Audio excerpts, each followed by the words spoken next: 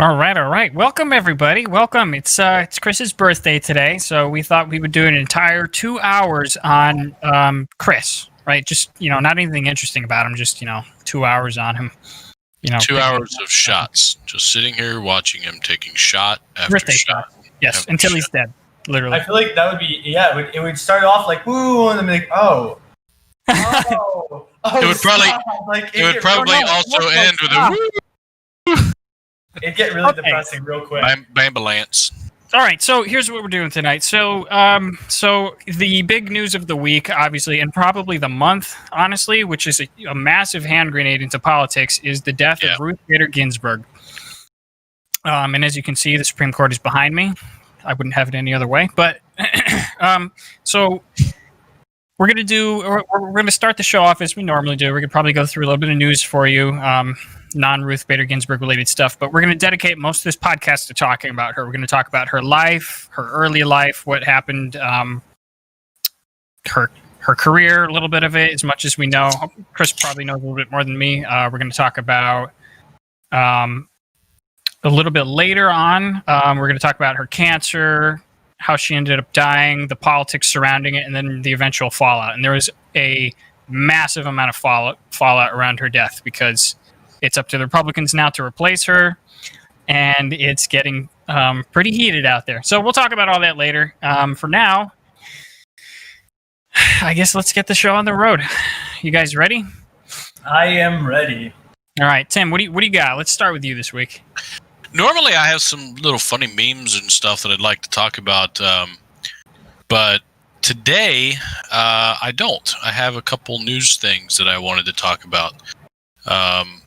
The first one is, I'm not sure if you guys have seen it or not, but Mr. Trump, he put out an executive order combating race and sex stereotyping, basically making it so that the federal government the federal government can withdraw contracts and only use contractors that subscribe to the statements in this order, as well as this is saying that all federal organizations, including the military, have to subscribe to this. And the crux of this, which I can scroll down, you can see it's pretty long and wordy. I've read through pretty much all of it, but at different times throughout the day, and I have time to just sit and read the whole thing. And it's in legal jargon. So, but the crux of it is, you cannot support the idea that the U.S. is racist and be a contractor allowed to work for the U.S. government, or as a federal organization is now against the law for you to kind of support those beliefs. And if you get grants from the federal government, you also cannot support those beliefs within your organization. That's insane.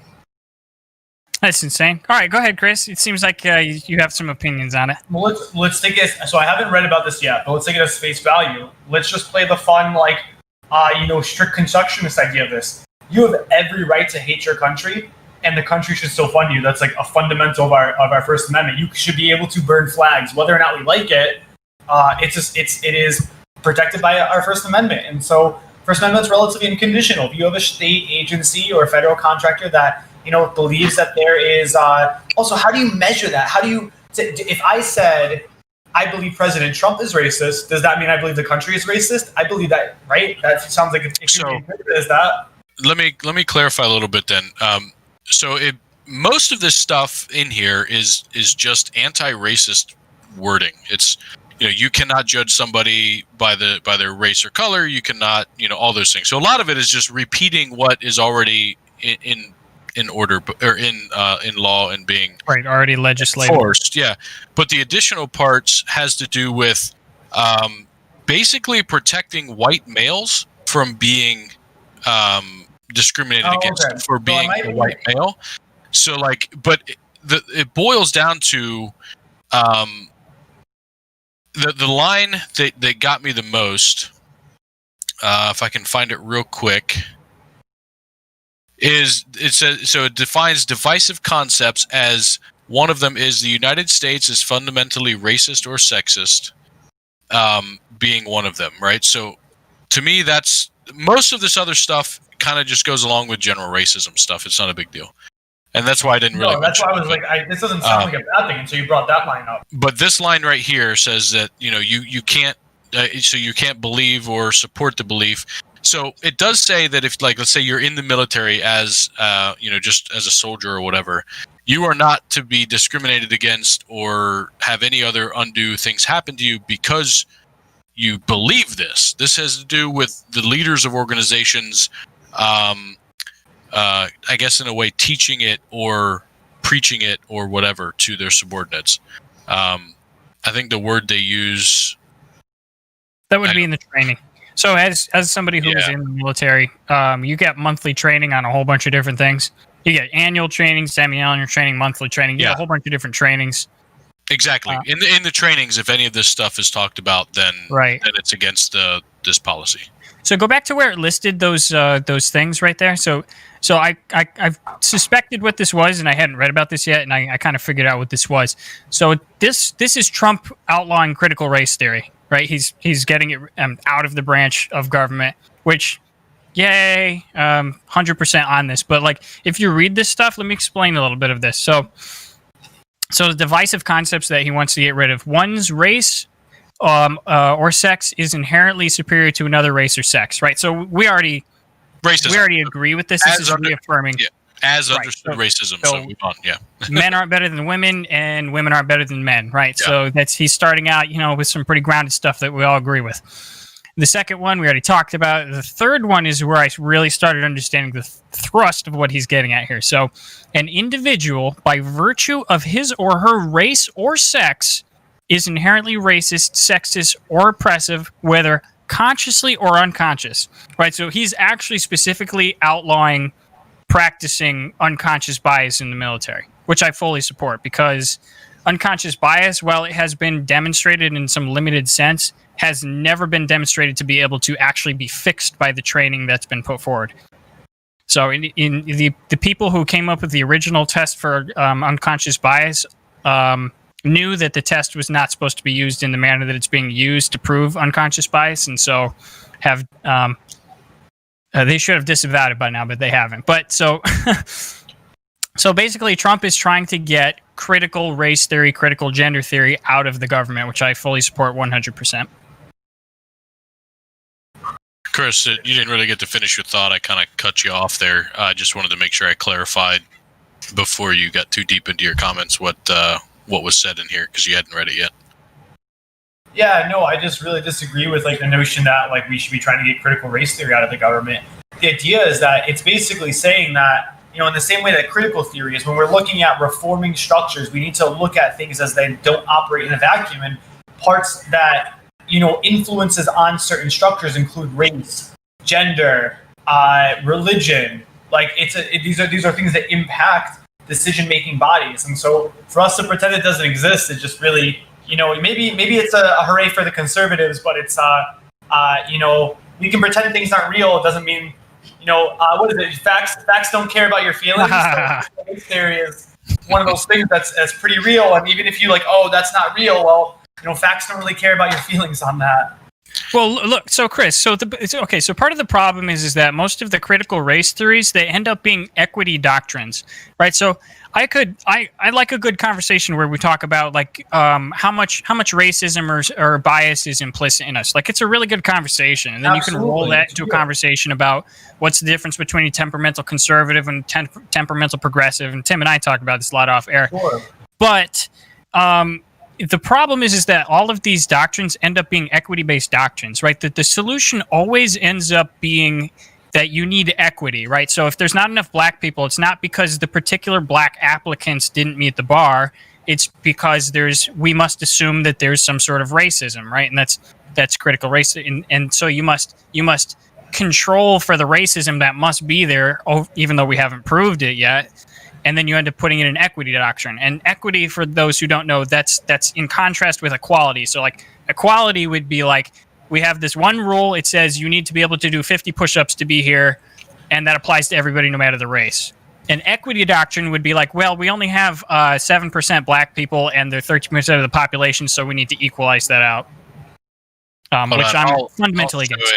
I'll show an example that gives you a good thing about equity versus equality here. I just had to switch things. There you go. Equity versus equality.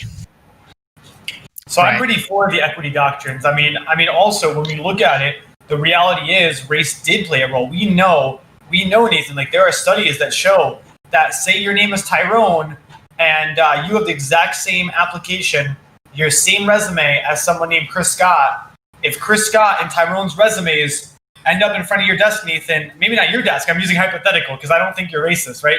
But there's plenty of people that are hiring managers or HR that but you do think I have unconscious bias, right? I think we all have unconscious bias. I actually like this conversation, and I think that even if you take malicious bias out of it, there is still bias of familiarity, right? And so if I had two exact same applications in front of me, and one of them had the name Tyrone or Ahmed or some Russian name or some Chinese name or some name that I'm not that familiar with, right? It's not a cultural norm for me in the circle that I am generally in. And then I see another one that is something that is more familiar to me. I'm more likely to just pick that. It has nothing to do with me being racist against a particular race. It has more about me being biased in something that I'm more familiar with. Now, to turn that around, if Tyrone's resume was superior to the other one, and I still picked the other one, I think that goes away from just being a slight, familiarity bias to actually having some sort of bias around. Again, it might not necessarily just be about being, against blacks, but it is a much stronger, in my opinion, bias that needs to be corrected for. But right. So look, in that particular example, it's a tough one. But does everyone understand this image that I have up? Yeah. We can see that. Yeah. You guys do, but do you think it's warranted explanation for viewers or no? No, well, okay, so sure. So on the left, you have equality, right? Everybody's given the same amount, right? Well, this is ostensibly what it's supposed to be. So on the left, everybody's given the same amount, and since the short guy's short, well, he's not going to ever be able to see over the fence, and that's equality versus equity, which is, well, we see the short guy, he needs more boxes in order to see over the fence. And this comic is very, very pro equity. Or if you're a deep capitalist, then this is people that should be paying for tickets and instead of watching at the fence. Yeah, exactly. Yeah, buy tickets. That's right. Yeah, that's right. Yeah, you're supposed to. So I actually never looked at this as a pro equity thing. I guess it probably is more biased pro equity. I always look at it because everybody wants everybody to see over the fence. Yeah, I looked at it as a basic way to show kind of the difference between the two. But so before we run over on time, I know we don't want to take too much time on these initial news articles. My opinion on this executive order, I'm not that opposed to what the premise of this is. From my perspective, for a long time as a white male, I have felt like we do get somewhat discriminated against. Not necessarily an issue. I don't feel like I need to go out and protest it or change it, but it happens. And if you look at it in the example, if I were to create a white only fund for kids, only white kids going to school, that would be unheard of. You couldn't do that, right? Or male only instead of woman only, right? So these types of things they don't happen, and so we have less. But we have less support on those types of things. Now, no, let me finish. I'm not trying to say that those need to happen or whatever, right? So, I do think that there are, these kind of subconscious biases that white males have an advantage, and that other people we need more support and all that. So, I do think it's an interesting topic to talk about. And most of the verbiage in this executive order is really about getting rid of racism and sexism, regardless of your race. It doesn't matter what race you are. It doesn't specify. There's some things in there that are very heavily weighted towards, anti-white racism and things like that. But for the most part, I think it's okay. What I don't agree with, though, is that it should be within the power of the president's executive order to do something like this. In the past, where we've had these types of legislations, that they have been, civil rights legislations, they've been massive ordeals that have had lots of. Yeah, but There's a difference. That's entirely. That is no. It's entirely in his purview. He's the. This is saying the president is one single man out there making a ruling saying that if you believe and teach people that work for you that the U.S. is inherently racist as a contractor, or in the government, or in the military, or as someone that receives federal funding.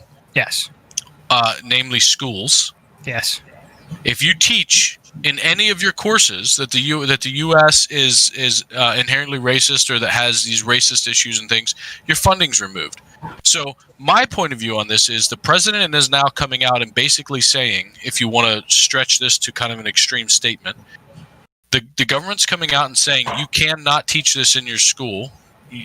This is what you're allowed to teach. This is what you're not allowed to teach, or we're going to take your funding away. That type of legislation, I think, should not be something that can be passed by a single person. It should be something that have to go through the House or the Senate and then eventually get put into law if it's agreed upon. I don't want to spend more time on this than needed because I know we have a lot to get to. But it's fine. We have time.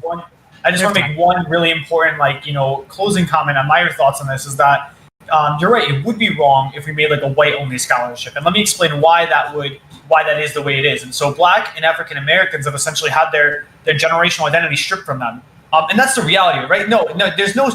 Your ancestry is slavery in North Carolina, right? If I literally met 3 people yesterday. We had this conversation on ethnicity, and 3 of them, they all met for the first time, all African American Black, and my ancestry stops at the slave ships in North and South Carolina. Now, what we do have, so when we have scholarships for Black or African Americans, it's because, that's kind of it. We also have Caribbean scholarships, you have Jamaican scholarships, you have South African scholarships. There aren't white-only scholarships, but there are Italian scholarships. There's definitely Irish-driven scholarships. There's definitely, without a doubt, go look it up in Connecticut right now. Sure. I connect students with scholarships all the time. There's Jewish scholarships, not to say that Jews are all white, but predominantly it is, Jews have a higher rate of being Caucasian or white. And so there's Jewish foundations, right? Religious scholarships.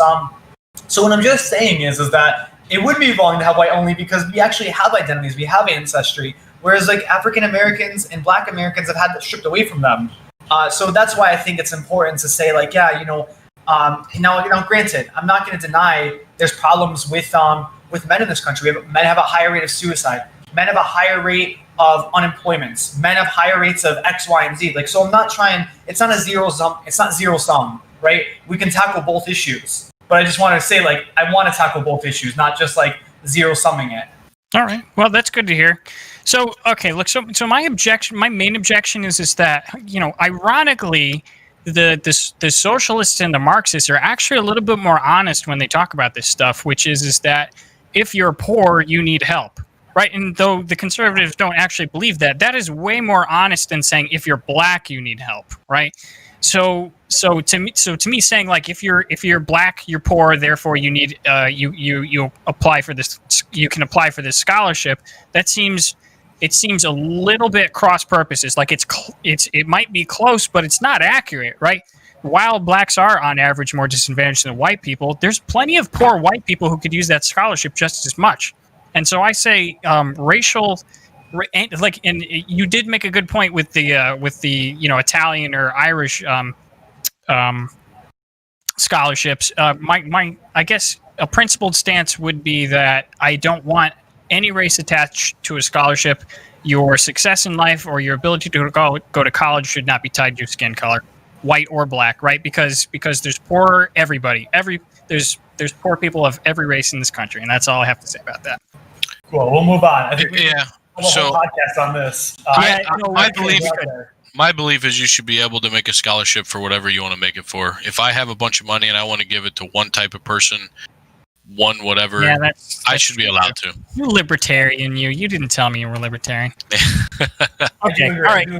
But anyway, all right. I'll go next. All right. So I have something a little bit darker for our next story. So, some of you may know, if you're plugged into politics, you know about this. So a while back, there was a shooting at a Nebraska bar.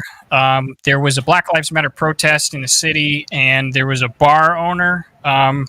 he ended up getting in a conflict with 3 of the protesters. Actually, I believe it was a bunch more. So just as much context as I can remember, I believe this guy was he might have even been.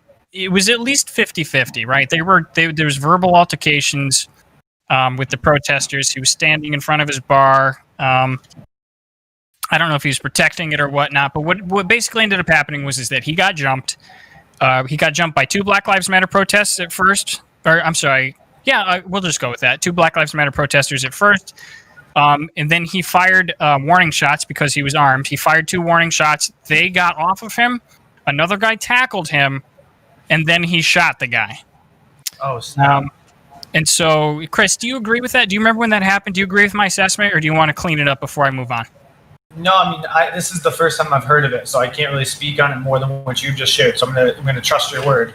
All right. Okay. Well, so let it be known, Chris isn't necessarily agreeing with me. He can't refute it because he hasn't heard about it. I mean, this probably passed a little bit more around in right-leaning circles because it was a little bit more cut and dry, right? It was like an obvious, like, okay, this guy was obviously attacked and he shot somebody, so this isn't really a big deal. Unlike Kyle Rittenhouse, which we could probably go 6 hours on. But so the news story today is that he ended up his charges. Okay, so how do I put this? The district attorney was not going to bring charges to this guy, right? The guy who shot the guy, because it was very clearly in self-defense. No charges were being brought. Then the district attorney got protested, right? A whole bunch of Black Lives Matter activists stood outside of his house and protested for weeks on end until he decided to rescind his decision and send it to a grand jury. And so eventually this guy, Jake Gardner, ended up getting charged with manslaughter and a couple other things. And over the weekend, he committed suicide. Was he? So there was never a verdict or anything. He just got charged. No, it would have gone to court after this, from what I understand. Okay. So I don't know. I just wanted to talk about. I guess this is probably a temperature conversation. So now, Chris, I mean, you didn't hear about this story, so you can't. You have to take my word. I'm not going to pigeonhole you into saying something you don't believe. But if the way that I characterized it was correct, and then the charges were only brought up against him because the DA was protested. What do you think about that? I mean, should a DA be able to be swayed by a crowd of protesters? What do you think? So it's a loaded question. That's tragic. That's tragic, it's tragic, and I agree with you in this case. Like that, this is a tragedy, and he was. If what you've shared is accurate, then what he's done is he's done nothing wrong to me. I feel that I will say this about anything. I don't believe. There's a great quote from who is it? It might have been Ben Franklin, where he's like, if men were angels, we wouldn't need a government, right? So, and what really I'm getting at is I don't believe people are angels, or I don't think virtue is associated with anything on face value. I think just because someone's a Democrat or a Republican or a certain religious affiliation or organizational affiliation, for that matter, I don't think that's an automatic litmus test in like purity. If there's Black Lives Matter protesters, I will say this: they definitely. I would like to believe they don't reflect the entire movement in this case. I will say this: in this case, the protests. If there was protests occurring, they should not have swayed a judge's opinion or prosecutorial opinion. I will say that's a case-by-case thing. I would say that there's other instances where, yes, when there is something wrong in the government or something wrong in parts of the government, part of the accountability on the government is the people. And so to me, it's like, let's just say somebody was wrongly convicted, and look at the remember the Central Park 5, right? There's definitely movements regarding that, and I would say that was relatively righteous, right? That was a righteous thing. These people were wrongfully convicted, going into prison when they shouldn't have been, and there were some movements and demonstrations regarding that. So I think it's case by case. There's no black and white answer to that part of your question. I will say in this particular case, it was wrong for the decision to be overturned or reevaluated. Right, and that's with my characterization. So you think?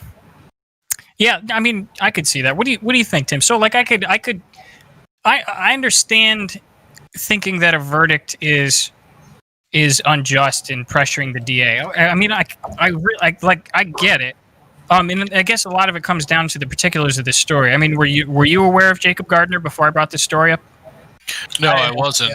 And I'm going to go out on a limb, a pretty thick, hefty limb. I'm not too afraid of it breaking, and say that it is speculation that the DA filed charges based on the protests and things, because I can't imagine the DA actually came out and said, "Hey, we weren't going to file charges, but since you guys protest, now we're filing." Right? So, right. Well, I think he's not going to say that, but he did decline to prosecute. He already formally came out and said he wasn't going to. Then he got protested for a couple weeks. So, what was his reasoning for ending up doing the prosecution? Was it additional? I don't have information that came out, more evidence, or he just was like, you know what, I changed my mind, and there's something to that, right? And so yeah, I think it needs to be clarified as to, really make me believe 100% that it was only from the protests. But like if I'm a DA, and especially if I'm in, I don't know where'd you say this happened? Omaha, Nebraska is what I'm reading right now. Right? Yeah, so I mean, especially if it's a small town or a small county or something, and there's a vast majority of people are, and I don't think that's the case here, but if a large number of people are coming out and saying, hey, unbiased necessarily, right? Again, I'm not saying that's this case, and they come out and they're saying, no, this thing needs to be tried. As a DA, I think it's my responsibility to somewhat listen to the people. And also look at the evidence. I'm not saying purely listen to the people, but if, let's say it's close and I'm like, I probably can't win this case. I'm just not gonna prosecute. And then a lot of people want me to prosecute this case. Even if I still think I can't win, maybe it's worth prosecuting it and having it in the public record now of what actually is out there in the evidence and things. So, it's a tough one for me to say. Should he or should the prosecutor, the DA, have prosecuted this? I think my gut leans towards no. In general, like I think if you've come out and said you're not going to do it, then short of additional evidence, things coming out, I generally would lean towards you shouldn't change your mind on it as much. It's a tough situation all the way around, and if I don't know, like what I mean, if we look at would this be as big of a story if the guy wouldn't have committed suicide right now? Well, so that's kind of what I was saying. So unfortunately, with this, I thought Chris would have recognized his story. So that's kind of my fault. I should have at least prepped you guys on this since we came in here. It's all right. I don't mind talking blind. But we're taking my word for it. I'm like, hey, this guy was an angel. But that's okay.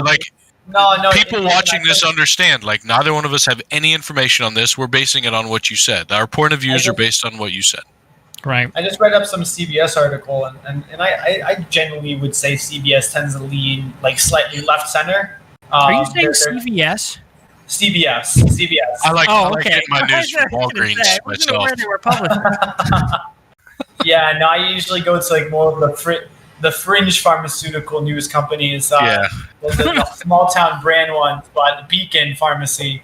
No, Beacon News. No, it's tragic, man. I was just reading up a news article, and what you said pretty much checks out. It's like the only thing that even possibly counters it is that the grand jury or the judge, the attorney, basically was reviewing things in social media, saw that there was things that maybe he wanted to potentially incite violence. It doesn't directly say that, though, so that's the only inference I can even begin to try and make if I really want to push this with a narrative. Right. But no, it's a tragedy. The dude owns a bar, people breaking into it, he probably was worried about his life, he's fired a shot, probably like super, super shook up that he killed somebody, and then seeing his community turn on him, it's like, yeah. No, I think if there's anything to get from this story, I really think one of the important ways we need to start re-looking at these problems is we need to stop dehumanizing them. It's like a movement against the person is a movement against the person, not just an idea. It's like people are on the other side of the fence, even when we disagree with them, and we need to realize that we can't dehumanize people. And I think that's where it comes to. It's not us versus them, and that's if there's anything, if we want to be conspiracy theory based, if there's anything the leaders of this country want, is a stronger divide because it means both sides have more energy on them. And so we got to counter that as much as we possibly can. Right. We'll start a podcast about it. All right, so that's it for me. No need to belabor the point. Thank you guys for talking about that story pretty much on my word, but let's move on to the next one. You have anything, Chris? I do. I have a good meme. And yes. Let's do it. You know what? I thought of you, Nathan, when I saw this. Oh my God. It's definitely not a leftist meme. It's definitely a cancel culture meme, but it's hilarious. All right, let's see. So Ash Ketchum stripped the Pokemon League title after old MAGA hats. Because Ash, he finally won the Pokemon League this year after like 20 years of failing, and then it's like, nope, revoked. Wait, did you hear that about Porygon getting canceled? Porygon? There was like somebody wrote a serious article about how remember a long time ago, like the whole thing with epileptic kids getting light. It was a big issue. It was actually a big issue. Right, and it apparently the original episode was Pokemon, and there was a particular Pokemon in the episode, and Pokemon ended up canceling that Pokemon, like back before the cancel culture days. This was like, it's probably like early 2000s in the 1990s, and so like they just never showed that Pokemon again because it caused the kid to have a seizure because the lights were flashing. Porygon has never been in any episode of Pokemon ever since that one because the creators of the episode messed up. And basically, they animated the article or the episode with these contrasting colors that would have been deemed illegal to use because I guess it's like when you have flashing blue and red in certain parts, like at a certain frequency, it causes seizures. And so like thousands of people across Japan just like totally seizure out, and people are like, "What is happening?" Okay, all right. So those poor kids. All right. So Tim, obviously the underlying statement there, not to be boring about this, but I'm a bit of a conspiracy theorist when it comes to this. I mean, I genuinely think that cancel culture is real. That's not much of a stretch. I do believe it very largely targets the right, and I would say that backing it up because most of the news organizations and Hollywood and most of our pop culture, like all of our culture, like all of the super polite hip people are on the left, and so therefore the right gets canceled easier. And I would say it even happens in corporations as much, but it's harder for me to prove that. So what do you think about that whole thing, cancel culture? I'm not a fan. What do you know about it? Like, what do you see? Like, so I'm kind of curious because the two of the three of us, you're the least involved. So yeah, my general outview. One too many of these whiskeys waiting for Chris to log in here. My general outlook is, it goes back to my core as my libertarian views, I guess, right? Like, I really think people should be able to say and do what they want without too much fear of hurting somebody's feelings and having those persons' hurt feelings affect your life, right? Like, I don't subscribe to the belief that I'm responsible for how you feel. I subscribe to the belief that you're responsible for how you feel. If you don't like something I say, then that's on. Then like, don't listen to me, or like, let me know and let's talk about it. Like, whatever. Now, I do understand from the aspect of large companies. Like, if you look at a newscaster, or you see it from like an NFL game announcer or something, when they say something that is going to possibly alienate a lot of viewers, then from a business perspective, the NFL may have a reason to say, hey, we don't want you saying things like that. We're going to remove you and put somebody else in place. I get it from that type of perspective. And so I have a different feeling there than I do from the aspect of like a YouTube or something, right? Where YouTube, I get to choose what channels I watch. And if I don't like what you have to say, you hurt my feelings, and I don't want to listen to your point of view, I'm more than happy or more than welcome to just look at somebody else's channel. Like most of our audience after tonight. Probably, yeah. So, it really, in my opinion, it kind of depends on the situation because, it can affect the dollar, the bottom line of a company. So a company, I think, can choose to employ or not employ. I'm not saying it does or doesn't. I shouldn't make that statement. I'm saying the thought that it could affect your bottom line can be there. So from a company's perspective, if I feel like, hey, this person's going to piss off half of our viewership by saying this, I need to get rid of them. And I think that's where this started, right? I think it started from the aspect of, but do you think kind there of should be politicizing these companies and these things. Should there be principles in the fact that, like, I don't give in to terrorists like that? So that line of thinking, and obviously they're not terrorists necessarily, except in the strictest definition of the term. So I think it's okay to have discontents with people. I think it's okay to have frustrations, and I think it's okay to feel like those types of things, right? I truly feel like, even at my staff retreat, I had a huge disagreement with one of my staff, and we actually had it was an intense conversation, and it actually became very productive and healing. It was like, what do we do? The concept was, what do we do if you have to mentor a student and that student is explicitly, like, this is a vacuum scenario, explicitly racist? What do? Do you turn your back on them? And so while we got into a heated conversation on it, we compromised. We were like, yeah, our heart rates went up. We were talking in detail about this. But at the end of the day, we're better off for having a debate. And my answer and what the conclusion is, like, we don't turn it back to students. If we can help someone, if we turn it back on this kid, they're going to be racist for another 80 years. If we can help them not be racist now, then that's 80 years of not racism, right? So it's like, let's bite the bullet and help this kid out. Because it has to be a reason why they hate a certain race, or Black people or African Americans. Like, they're 18 or 17. It's not an original idea. Right. And so aside from that point, I'll say where cancel culture matters. And so I disagree with cancel culture. I want to be really explicit. It's probably one of my more, like, rightist ideas. I will say, let's say someone's walking around and they share, like, in their corporate office, they send an email chain out with, like, some, like, really sexist meme. It's like, all right, yeah, you know what? That person probably should get written up for that or fired. It's like, it's pretty messed up. No one should have to deal with that in the workplace. Now, if they're sitting at their bros, their best friend, agree. Sure, go for it. Right? Now, that's the extreme to me, like cancel culture. But you're explicitly making people feel uncomfortable in places where, like, those boundaries just aren't there. Like, there's boundaries, right? And I feel a violation of significant boundaries is when, like, yeah, there should be discipline involved. I don't think we should have this idea where, for instance, say someone makes the notion that it's like, okay, institutional racism exists, but also we know... Oh, you're not going to be a federal contractor now. But we know that if we advocate and help parental support programs, and we increase the overall amount of two-family households, whether they're two dudes, two women, that actually will solve a lot of problems of inequity. That shouldn't be canceled. That's when cancel culture gets too far. It's like, all right, I might have some disagreements with that idea, but there's some merit to it. Let's have the heated talk. Let's not, like, have the talk where it's like, you're wrong, like that type of stuff. That's right. Not cool. And I want to move on to the next one. We could probably do one more story before we move on to Ruth Bader Ginsburg. But I'm curious, and I mean, this is anecdotal, but how much do you think, Chris? You gone? See ya. I'm out. he's like peace. Specific question. Okay, Ruth Bader Ginsburg, how much do you think your side is responsible for this? Huh?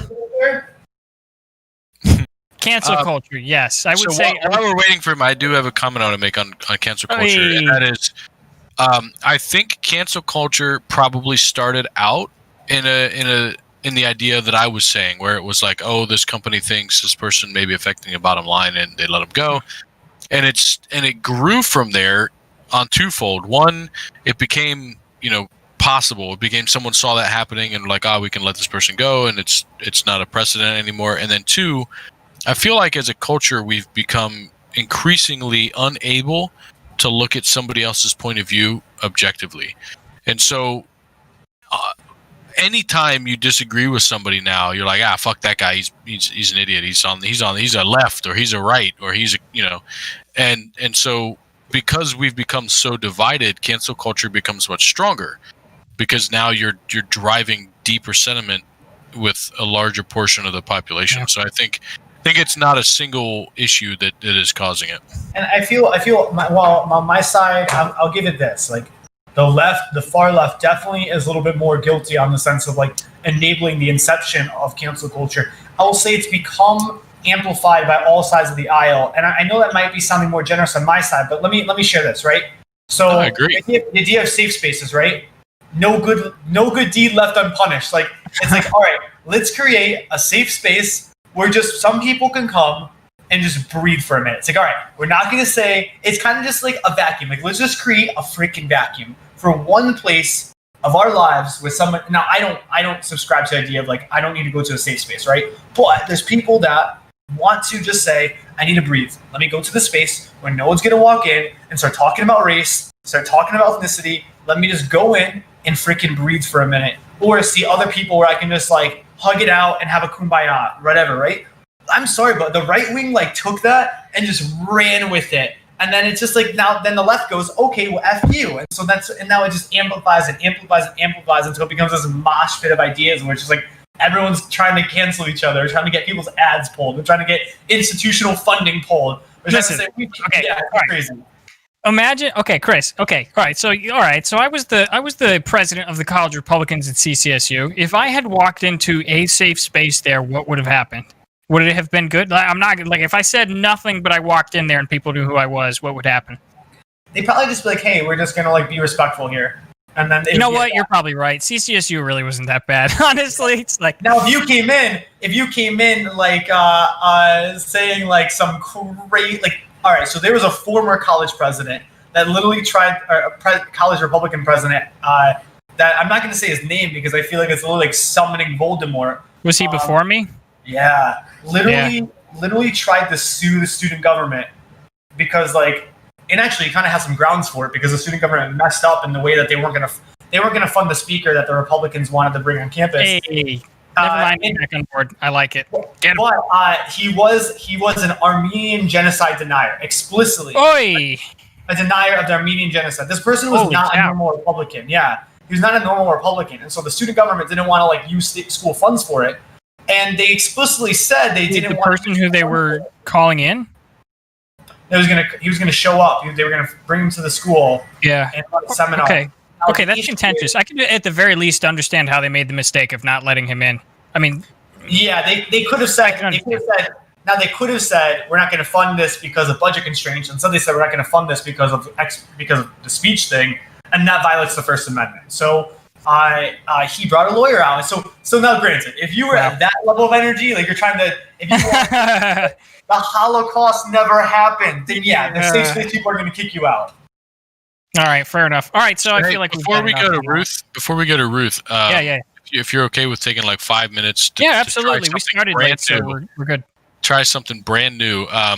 So in chat, one of the viewers put up a line that I thought would be really interesting for us to talk about.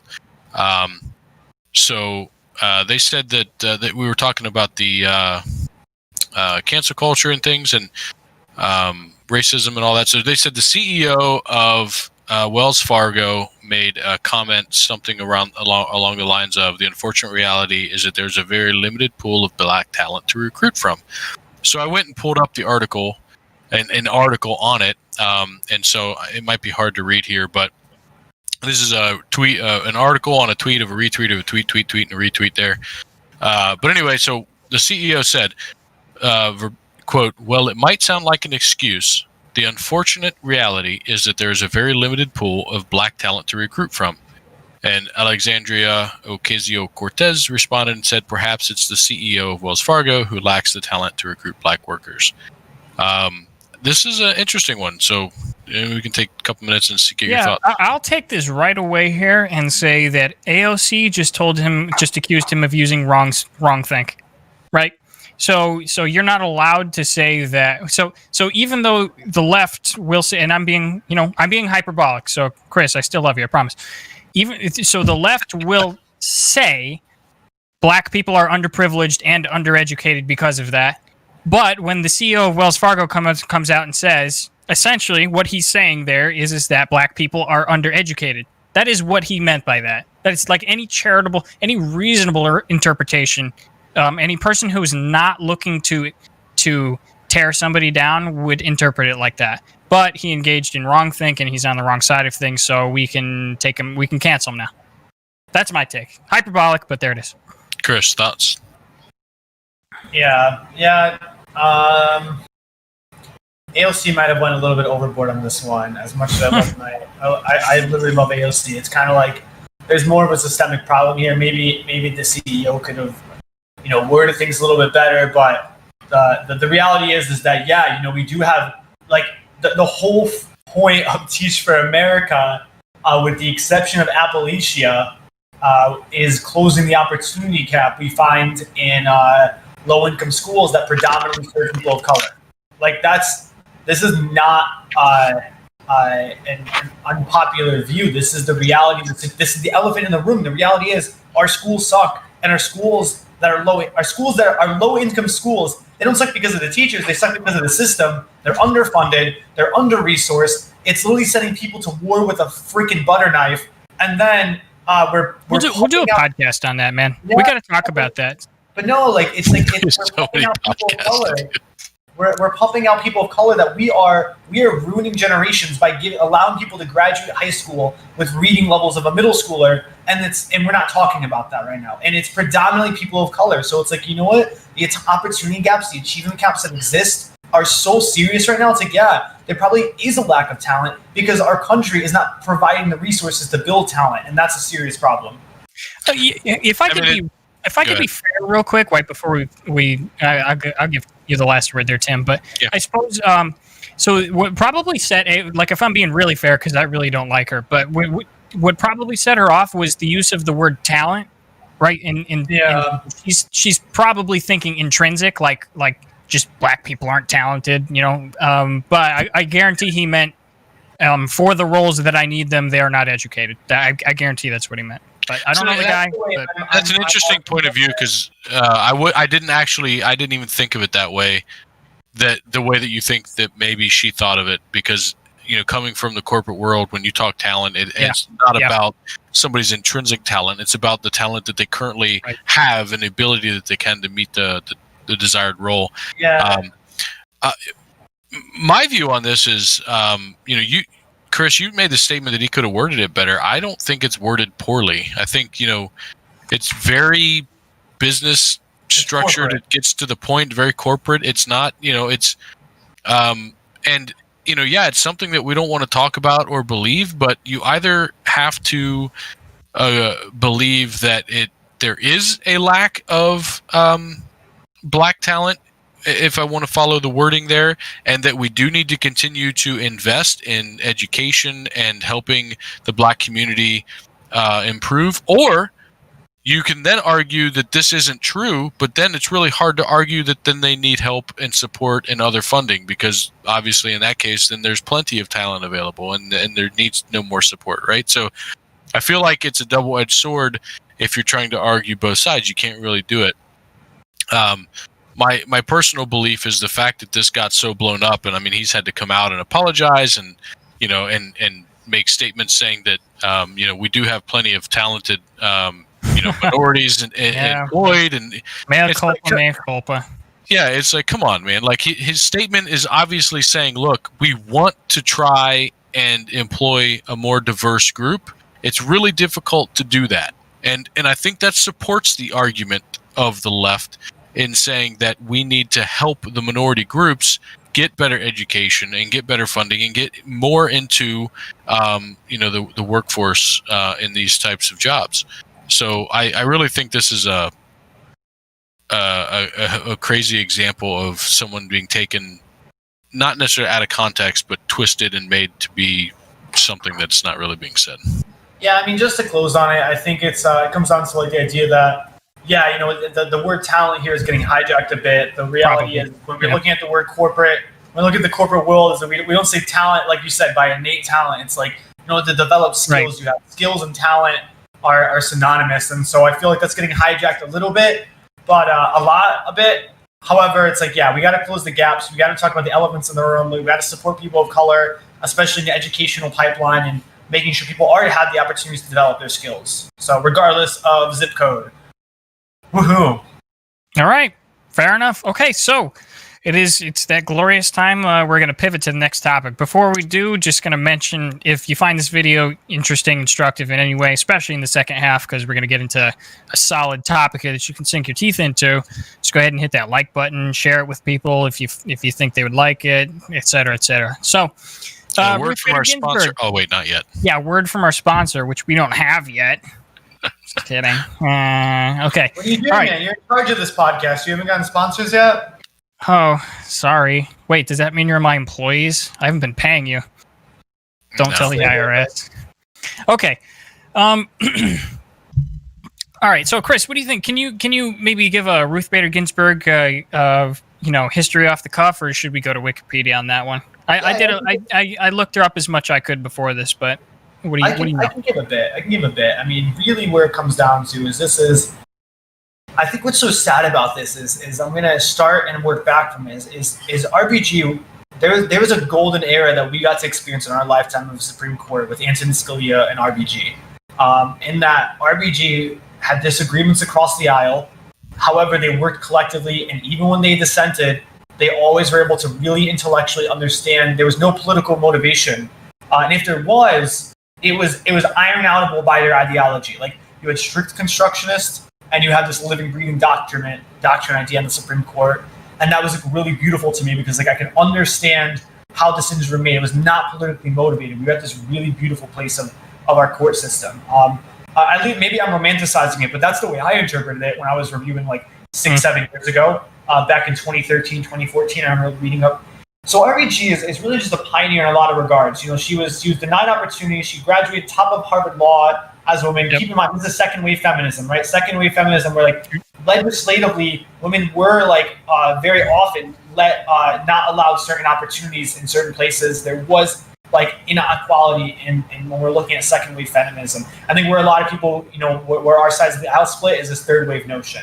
That's where Ben Shapiro is reading wet ass P word and doesn't want to say it. Right? Are you sure that's third? That might even be fourth at that point. Right? But no, R.B.G. comes out top of Harvard Law. Well, it's not just that. She did that while she had kids, and her husband, I believe, came down with cancer, was it? Like he was like bedridden, and he was also in law school, and she would end up, so she took care of the kids, she got herself through law school, and she got her husband, like reading to her husband while he was bedridden through law school.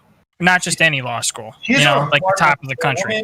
Remarkable human being. Absolutely. Absolute legend. Litigated a lot of significant women's rights cases. Yep. And then eventually, gets appointed. I'm parsing her history, so feel free to fill in the cracks as I go. Gets appointed by President Clinton to be the Supreme Court judge. And she really leads by example.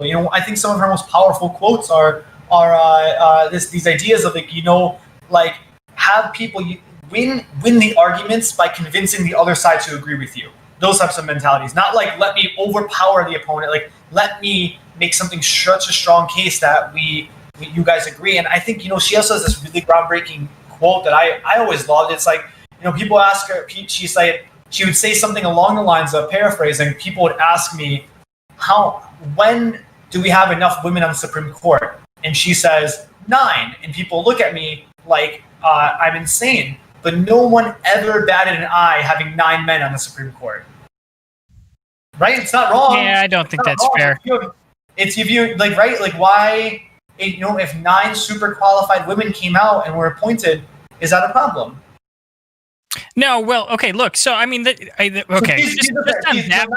We're getting a little political, but really, what I'm just saying is like, she also made some significant decisions on the Supreme Court in terms of equity, in terms of women's rights. Overall, just an incredible justice. And I think really, I encourage you guys and any of our viewers, like, there's this great mini documentary, I think the New York Times did, of like her friendship with Antonin Scalia. And it was like the coolest thing ever. They would go ride elephants together. They were like really, really close. And it was like the most unlikely relationship on the outside.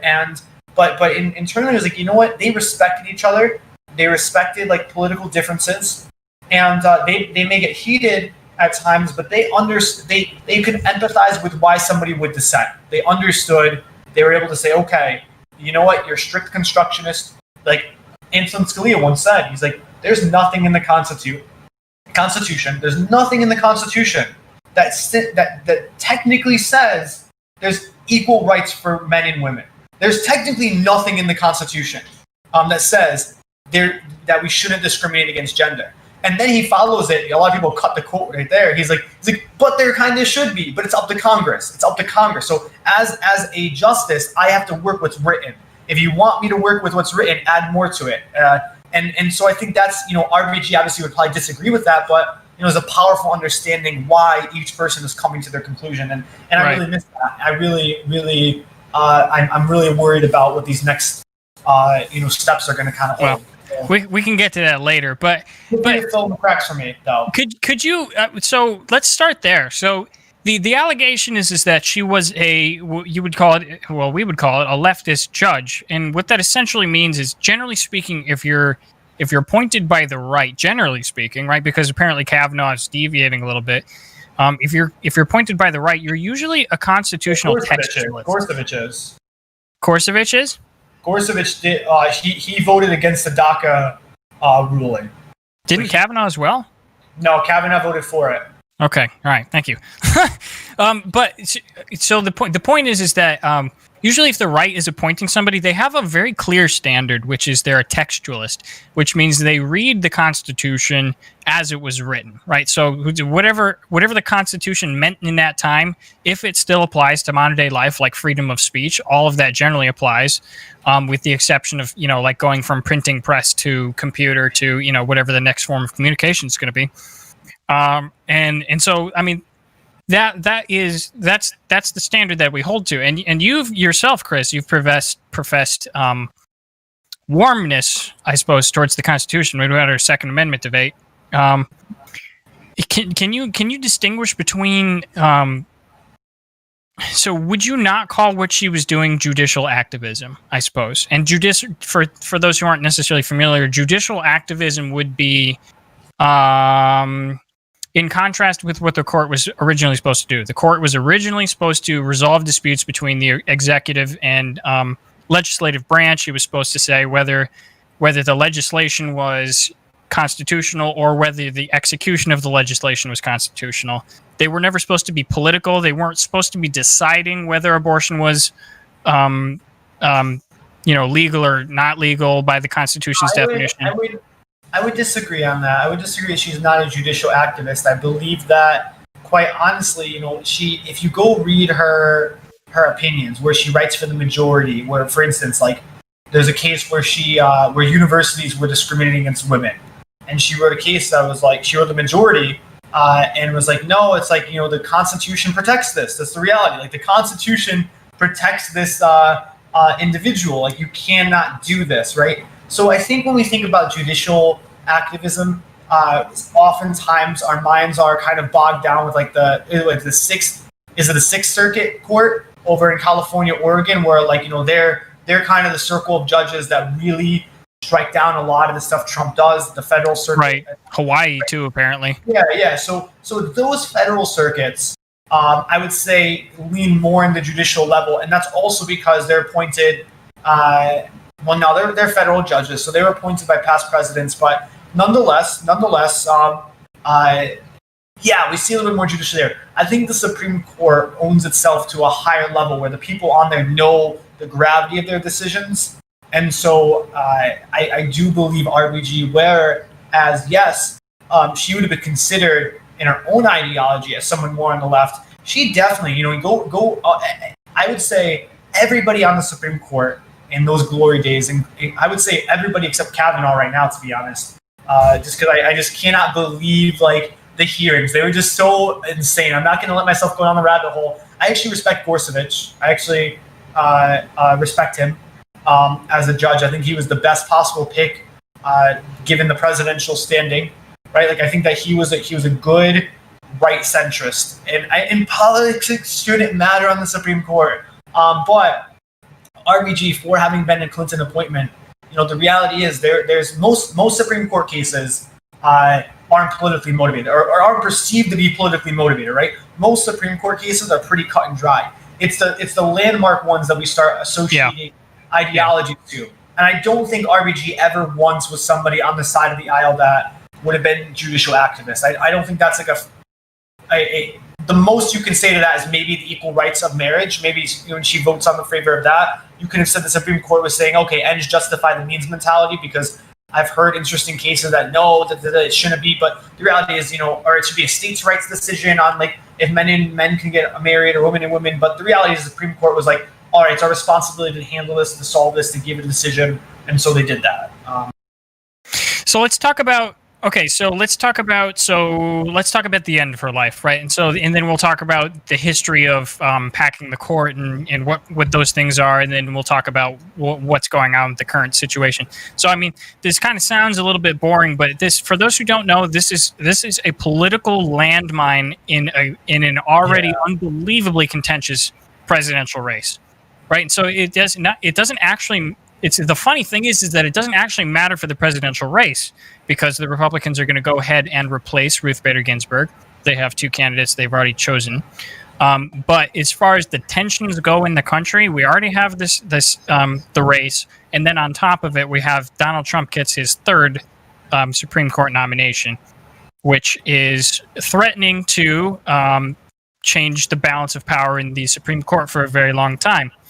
Right, so we don't know when the next justice is going to die or retire, but it looks like the Republicans are going to have a supermajority for a little while now, and that's concerning for a bunch of reasons we'll get to. But so for now, let's talk about concerning to who? Concerning to the left. No, I would say it's definitely beyond just the left. It's definitely beyond the left. It's, I think Nathan, you and I are definitely more on let's say our political extremes, but the reality is the majority of the people, to take ourselves out of our hats for a second, majority of the people like balance, right? So for instance, a swing state is more likely to vote Republican if they have a Democratic governor, and more likely to vote Democrat for president if they have a Republican governor for swing states.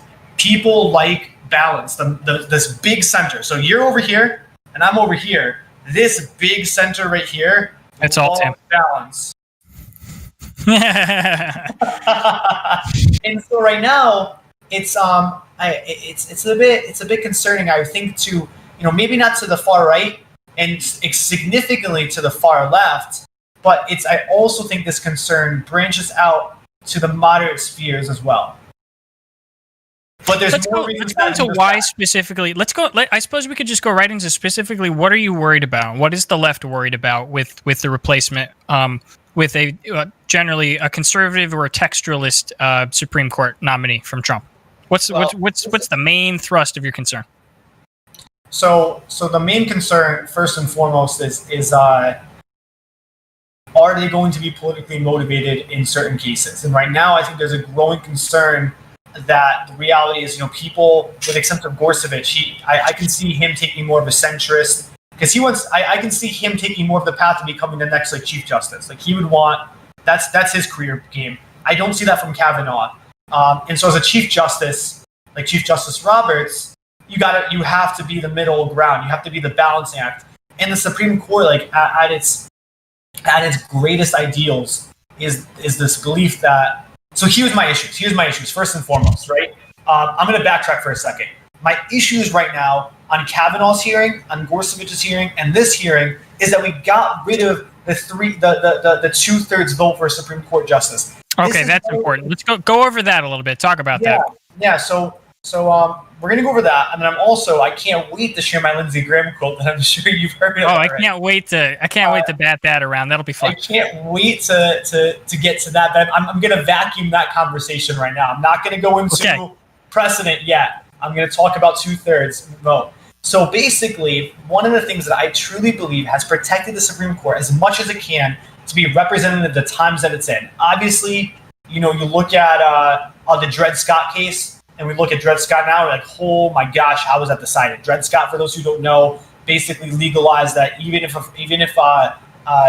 it basically made slaves be slaves, even if they were traveling through free states. It just strengthened slavery for a bit.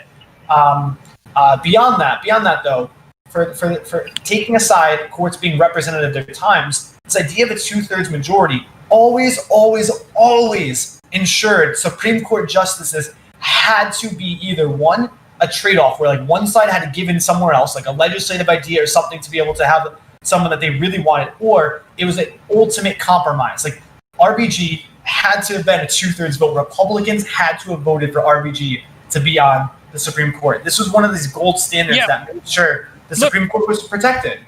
But I push back on this notion that the court has to be a certain way, and then I even push back on your idea of the golden age of the Supreme Court. The Supreme Court is installed explicitly to interpret law and interpret the president's actions against the Constitution.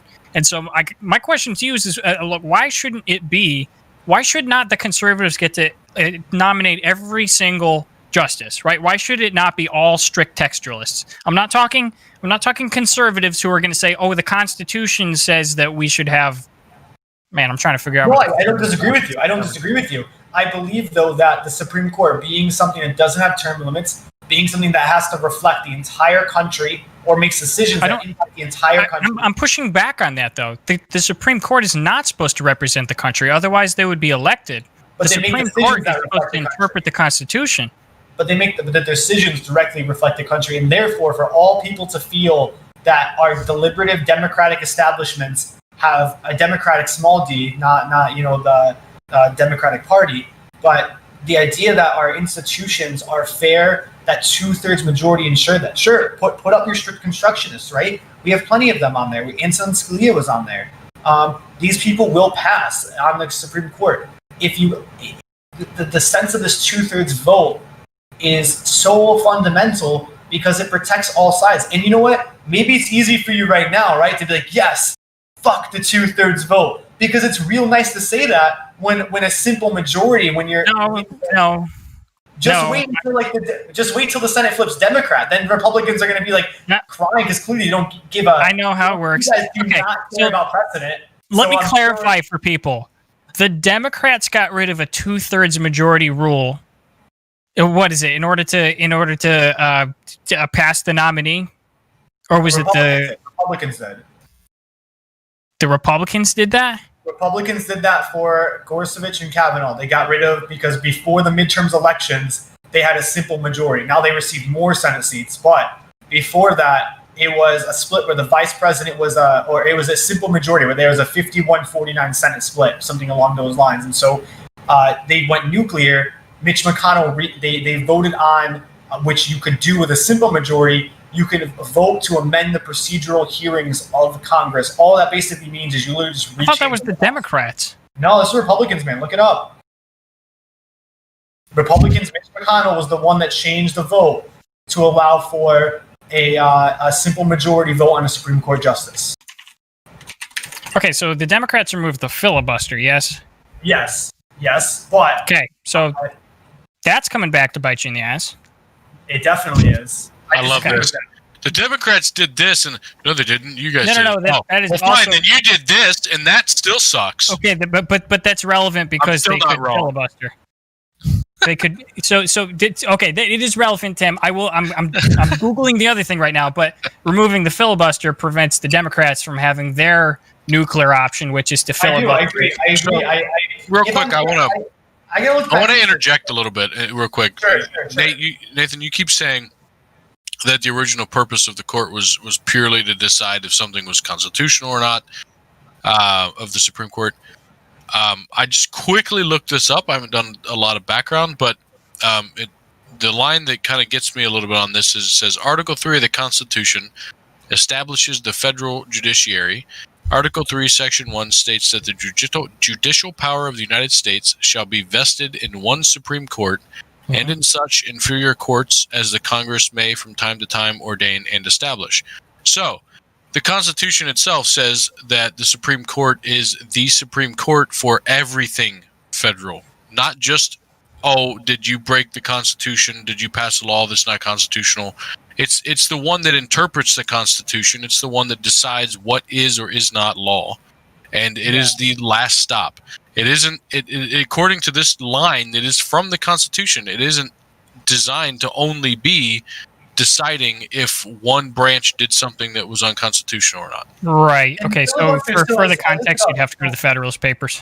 Go ahead, Chris. Knowing procedurals. Well, I'm just being a textist here. Yeah. No. I mean, the filibuster is still in action. I believe procedurally it's become more difficult to use, though, if I'm correct. But it's still technically something that can be done. From what I understand, the nitty-gritty, it can't be done procedurally for the Supreme Court justice. nomination process. So there's other things that can be done, but that can't be. So what I'm saying is really, I'm truly worried. So about the 2/3 vote being eliminated, and here's why too, right? So let's look into this deeper, right? And I'm going to get ahead of myself a bit, but let's say it's bound to happen eventually. Whether it happens this next presidential cycle in 2 and 3 and 4, Democrats are not going to forget this year. I know I'm not, and so. What's going to happen is one day the Senate's going to flip Democrat, and the House is going to be Democrat, and you're going to have a Democratic president. Whether it happens with Biden or it happens in 12 years from now, someday that's going to happen. And what will then occur is going to be one of the most devastating things, and the seeds are planted for it now. It's going to be the packing of a Supreme Court by simple majority votes. They're going to easily rewrite the Constitution. It's an easy rewrite. It's a House, Senate, President signed bill to be able to pack the court, and then Republicans will have no say in the Democrats appointing justices, and then Republicans will flip. Let's get there. Let's get there logically. So let's talk about it. So Trump is going to install his third potential Supreme Court nominee. Since the Senate is the one that confirms it, and the Republicans control the Senate, it is essentially going to go through, right? And so the large controversy, the huge controversy, the hand grenade, the thing that everybody is freaking out about is that 4 years ago, the Republicans were faced with a similar situation. They were so they controlled the Senate, but Obama was the president, and he was going to nominate a Merrick Garland, right? And they refused to accept him. Right. And here's the legendary quote. If I can get this up, it's going to take. Okay. All right. So we're going to talk about Lindsey Graham. So all right. So what you've probably seen, even if you probably don't know much about this, is that the Democrats are losing their minds over what the Republicans said to justify why they weren't. Did. Right. I don't understand why people are freaking out about it. It's like, obviously there's a ton of hypocrisy that happens in politics, and it comes to light all the fucking time. It's not anything new. It's obvious that people are doing it from personal gain and party gain perspectives, and that's what was happening in the past. That's what's happening today. But you have to at least honor the precedents that you set. That's something that I feel that in past. That's not true at all. And especially with Trump now being in office and breaking all of that, like Trump has removed all ideas of saying, a precedence was set, or this is what's kind of right, this is what we should do. Like, that's gone. It doesn't exist anymore. It's now all about what's party focus on both sides, right? Like, Trump drove that change. Let's get into that conversation a little bit later. Let's trade our partisan blows, and then we'll talk about why it doesn't matter. I guess we'll go back to Tim's conversation. This is the great quote. Okay, the first line's amazing. I want to read this out loud. I want the honors of this. I want you to use my words against me. If there's a Republican president in 2016 and a vacancy occurs in the last year of the first term, I just want to preface this. Merrick Garland was 8-9 months before the election. This is 40 days before the election, right? 30 days before the election, very soon to nominate. So let me continue. It's not 2016. This has nothing. Doesn't. If there's a Republican president in 2016, and a vacancy occurs in the last year of the first term, you can say Lindsey Graham said, "Let's the next president, whoever it might be, make that nomination," and you can use my words against me, and you'd be absolutely right. Mitch McConnell explicitly was saying, Lindsey Graham was explicitly saying that we are going to set a precedent. That and they even said in the past, president nominations did not occur in the year of an election cycle. And so therefore, we are going to continue that precedent. That was their justification, that we're not going to appoint a Supreme Court justice until the election is complete. And now here we are, right before an election, and actually that doesn't help us anymore. So fuck everything we said 4 years ago. And we're always right no matter what we want. It's straight animal Always farm. White? Was that a Freudian slip? Right. He did say white. Okay. I mean, it's basically the same thing. What is more Animal Farm than this? This is straight up the Animal Farm. Oh, come on, dude. No, this is straight up. What is it? The pig coming out and being like, oh, actually, the 10 Commandments is all animals are equal, but some are more equal than others. It's rewriting the precedent. Oh, are you? He didn't sure? rewind anything. It says right there in 2016. That came and went, dude. And he's talking about 2020. We're talking about the next election cycle. No, I'm just being. I know. It's funny. I'm just heated because he's literally the Republicans are literally rewriting laws, and it's just okay. But it's not a law. It's not even a precedent. It is a precedent. They set one. They set one for one term. One term is not a precedent. And they base it off of historically the past 200 years. It has never occurred. So what is Lindsey Graham saying about this current attempt to nominate? I looked into that. He's about to go give Trump. Is he keeping his mouth shut? As he probably should. No. He's ready to vote for it. He's like, I'm ready for it. He's gonna go let Trump put a whip and chain around his collar, walk him around. Like so. Yeah, he basically said if the shoe was on the other foot, you guys wouldn't be principled either. That's basically what he said. We definitely would be. Bullshit! I don't buy it, not one bit. Nope. I'm not seeing it. You know why? Most of the time, criminals also say something similar, like, "Well, if you had the opportunity to do this, you would have done it too." Right? Like, I'm not saying that the left would or wouldn't go for it. I'm just saying, like, no, the left would go for it, and the reason why I know that is because I have a link. Right? So we can talk. Link. Yes. So would you say, Christopher, if your presidential nominee were to come out in 2016 and come out very strongly opposed to Lindsey Graham, and then suddenly backtracked in 2020 when it actually mattered, would you say that the shoe is, maybe on the other foot, or that the shoe fits? Let's see your link. Let's see our link. Okay, so this is an article. Let me highlight that so I don't lose it. So the article says Biden says Senate should wait on Trump Supreme Court nominee despite past comments. And then we get down to the body of this article here where these comments are actually buried. So let's talk about this. This is a quote from Biden, right? So everybody's issue is that all the Republicans were seen saying, we shouldn't have to do this in the last year of a president, this, that, the other thing. Here's Biden countering them back in 2016 when they were presented with a nominee from Barack Obama. He said, "I know there is an argument that no nominee should be voted on the last year of a presidency, but there is nothing in the Constitution or our history to support this view.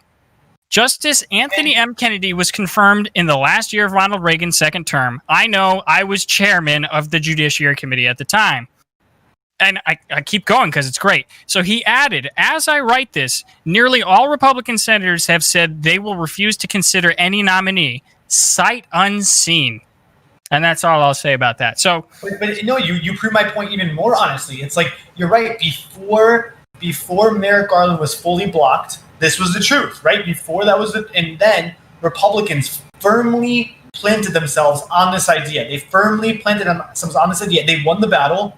Merrick Garland was successful. Why did they win the battle? They won the battle by blocking Merrick Garland. Because how were they able to do that? They justified that no Supreme Court judge. No. They won that battle because they were in control of the Senate, as every previous Senate session. So, okay. And they argued and justified on the premise that they shouldn't have elect someone. They were like, Obama cannot elect somebody onto the Supreme Court because he's in the last. I love Mitch McConnell. He's like the lame duck president. Cocaine Mitch. Yeah. Well, actually, in the later speech, Chuck, the guy we were just talking about, also said lame duck. They all called him a lame duck. I guess it's a term. It's a term they use. But okay, look. So I have something else too. It speaks specifically to what you've been saying. So actually, it turns out it's not true that this precedent has been followed in the past. So and this comes directly from Ted Cruz. So take it with a grain of salt. If you hate the guy, you're not going to believe me. But this is the quote that he said, and he hasn't been fact checked that I'm aware of yet. So let's buckle down. So talking about the precedent of the current situation, has this ever happened before that a Supreme Court nominee has been installed in the last year of a presidency, whether it's, the last year of the first term or the last year of the second term? That's the question that needs to be answered. So Ted Cruz, when he was asked about this, said, quote, "That's what presidents do. If there is a vacancy, they make a nomination. What has the Senate done? And there is a big difference in the Senate with whether the Senate is of the same party of the president or a different party of the president," right? So the difference between now and 2016 is not Lindsey Graham's arguments. It's the fact that the Republicans control the Senate, right, and the presidency. But they also, again, we wouldn't even be in this position right now if there's a 2/3 vote. We'd say, okay, that kind of sucks, but at least 2/3 vote. At least they have to convince Democrats. The whole point of our country, the reason why we've survived for so long, even through our imperfections, is we've survived through compromise. When you get rid of the institutions of compromise, I truly believe that breeds significant problems in our democratic institutions, and our faith in government, and our faith in the electoral process, and the faith in the courts. And faith matters, dude. Symbolism matters. Like, so sure. But listen. So on principle, I agree with you, right? So I would probably disagree with the move that they made. I have to look a little bit more into that, but I on principle, I'd probably agree with what you're saying. But the problem is that on good faith, the Republicans elected all of the liberal nominees except for Merrick Garland, right? So in the past, the Republicans just said, "Yeah, sure, this is your nominee. Here it is." They pushed it through, and they've been bitten in the ass every single time. Right. So and then a bit more heated than that. When justices are appointed, it's definitely a political give and take. It's certain bills are going to get through that normally wouldn't have gotten through before. Republicans can hold ground, Democrats can hold ground. So it's a give and take. It's not as smooth as like, oh, okay, I guess we're gonna. It's like, no, all right, because we can block this. What do we get out of this right now? All right, let me finish this quote real quick so that I can get off this screen. But this is the important part, right? So we're talking about historical precedent here. Let me just bring it back to this real quick, and then we can go back to what we're talking about. So when the Senate is of the same party as the president, the vacancy occurs in the election year. Of the 29 times in our U.S. history, those were 19 of them, right? So in the 29 times there was a vacancy in the last year of a president, and they had the same Senate. That was 19 of the times. That's happened 19 times in our history. This exact scenario, give or take a few months. 17 of those times. 10 months. So here's like, let's look at something else. Let's look at. Hold on. So 17 of those times, the nominee was confirmed, right? So this is precedent, regardless of what the stupid Republicans said in 2016. This happens, and this has always happened throughout the history of the country. So here's my problems again with one. The reality is there wasn't just a few stupid Republicans. All of them were professing this in 2016, and so were all the Democrats. We had Elizabeth Warren, Kamala Harris, Joe Biden. Like, everybody was on the other side of what they are now. Every single one of them. Absolutely. But the precedent. Amy Klobuchar. The idea of precedent being set was set. And here's again. I believe that this wouldn't even be a problem.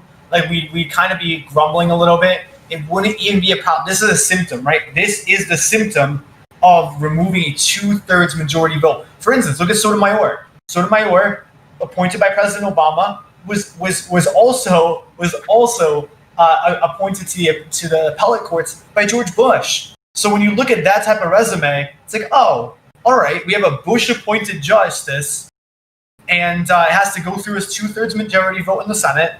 It's being appointed by President Obama. A lot of Republicans can get around that. They can get by that. So now you have a justice that's relatively moderate. Does she probably vote more in favor of things that I would agree with? Maybe. But the reality is, yes. But she was able to get through because she had a sense of compromise. She had a history of compromise. We're not going to see that. Both of the justices that Trump, right, but what she's compromising on is the Constitution. Right? So the whole point of our country is compromise. No, not compromising with the Constitution. The Constitution is the rock upon which our country is founded. The rest of it, the politics that's not explicitly outlined in it, yes, compromise. Agreed. Well, it also gets more complicated than that, because we also look at things in the sense of, you can look at the textualist, constructionist ideals, but the reality is a lot of, there's valid arguments on both sides. It's not black and white. There's a lot of genuine legal scholarliness that goes on this idea of the living, breathing document. It's like, okay, that's literally why our founding fathers put in the elastic clause. It's like, you know what? We can't predict 300, 500, 10,000 years in the future. Elastic clause. Like, the Constitution is a living, breathing document. It's not just a piece of paper.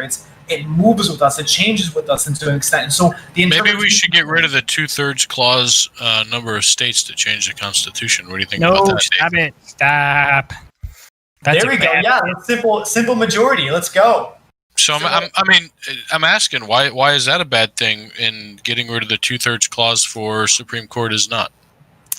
Because I'm correct me if I'm wrong, Chris, but whoever you put forward. So unless you have a massive majority in the Senate, which is pretty much unheard of, doesn't happen. You're not going to be able to put forward a candidate that's not palatable to both sides. Absolutely. Until Trump's this presidential term. Right, until whoever removed the 2/3 vote removed it. And then whoever removed the filibuster. Mitch McConnell in 2016 removed it. What a dick, that guy. How did that happen? Like, did that not have to get voted on? There was a procedural change that can be, because it's not constitutional. Supreme Court wasn't established. In that dynamic, that part of the vote was a procedural Senate vote. The Senate governs itself. So that's just a majority vote? That to change a procedural vote, it just requires a simple majority. So we should, okay. So here's my question to you, Nathan. Though this kind of goes back. I know it kind of got skipped, but so if you firmly believe that to change the Constitution we need a 2/3 vote, why do you not believe that to appoint people that interpret the Constitution we would need a 2/3 vote? Is there a question in there? I kind of agree. Yes. Okay, so you think we should reinstitute the 2/3 vote in Congress and not have the majority vote in Congress? Yes. Okay.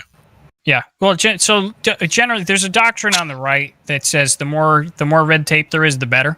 Right. So the less that gets done, the less the government can infringe on life. Because the tape's red, not blue. Sure. Yeah. What'd I say? Did I say blue tape? No, I was making a joke. I said that you like that statement because the tape is red and not blue. Yeah, I guess. More red tape. Makes sense, anyway, but you have to use blue tape for the thin blue line, right?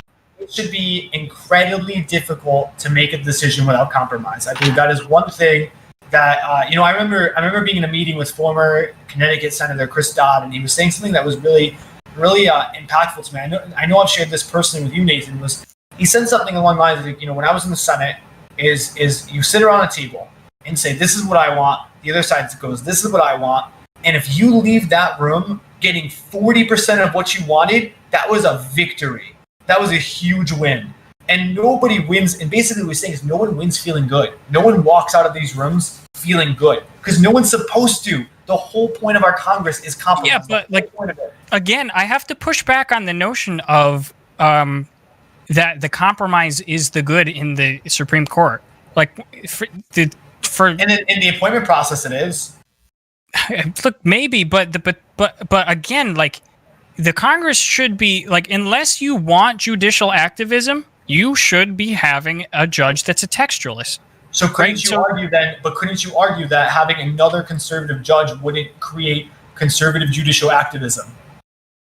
No, because yes. So like if there is such a hypothetical judge who is a conservative judge and who says when they're going in, I'm going to do conservative things. Well, we're also like playing around with the word conservative, right? So like if you have big C and small c, right? So big C conservative refers to generally like the party of Republicans, right? It's synonymous with Republicans. But when you say conservative with a small c and you just talk about the word conservative, that means by definition they're going to conserve, right? So if we're talking a Republican justice, unless they say that my judicial doctrine is to to interpret into the Constitution what I want to read, sure, that's an issue. But that's like it's apples to oranges here, right? The conservatives are putting in textualists, not Republicans, textualists, right? People who are going to go to the Constitution as it was written and interpret it as it was, right? Without reading into it a whole bunch of things like let's say women's rights or men's and women's rights applying to trans people. Rights. That was a big. No. I didn't finish that. You didn't even listen to me, man. All right, whatever. That's what I heard. You said that the Republicans need to put people. No, because when they say men, they meant all humankind. That's textualist, right? That was. But that's an interpretation. No, that's the language of the day. When they said all men, it meant. I mean, it's an interpretation, and it is specifically an interpretation because at the time of it being written, it was not common that women had rights. So it is a reasonable understanding when that they wrote actually meant men. No. When the I'm not a constitutional scholar, but I have listened to many. So what I heard is that meant in the day, back when it was written, that was to allude to all of mankind. Well, now like we say mankind. that. Why mankind? That doesn't mean just men. It means everybody. So if that was the case, then why did women not have the ability to vote? Because they specified men in a whole bunch of things. Yeah, there as well. Right, so that's a problem. But when they say, okay, all right, so I see what you're saying. But like especially in the Declaration of Independence or whatever it is, like the general clauses were generally speaking about all people have these rights, and then when it specifically enumerated men, the men had those rights. Yeah, so they say all men are created equal. All right, not all people. We the people. They use the word people. All men are created equal. Let's do okay, so have you looked into Trump's nominees? What do you think of them?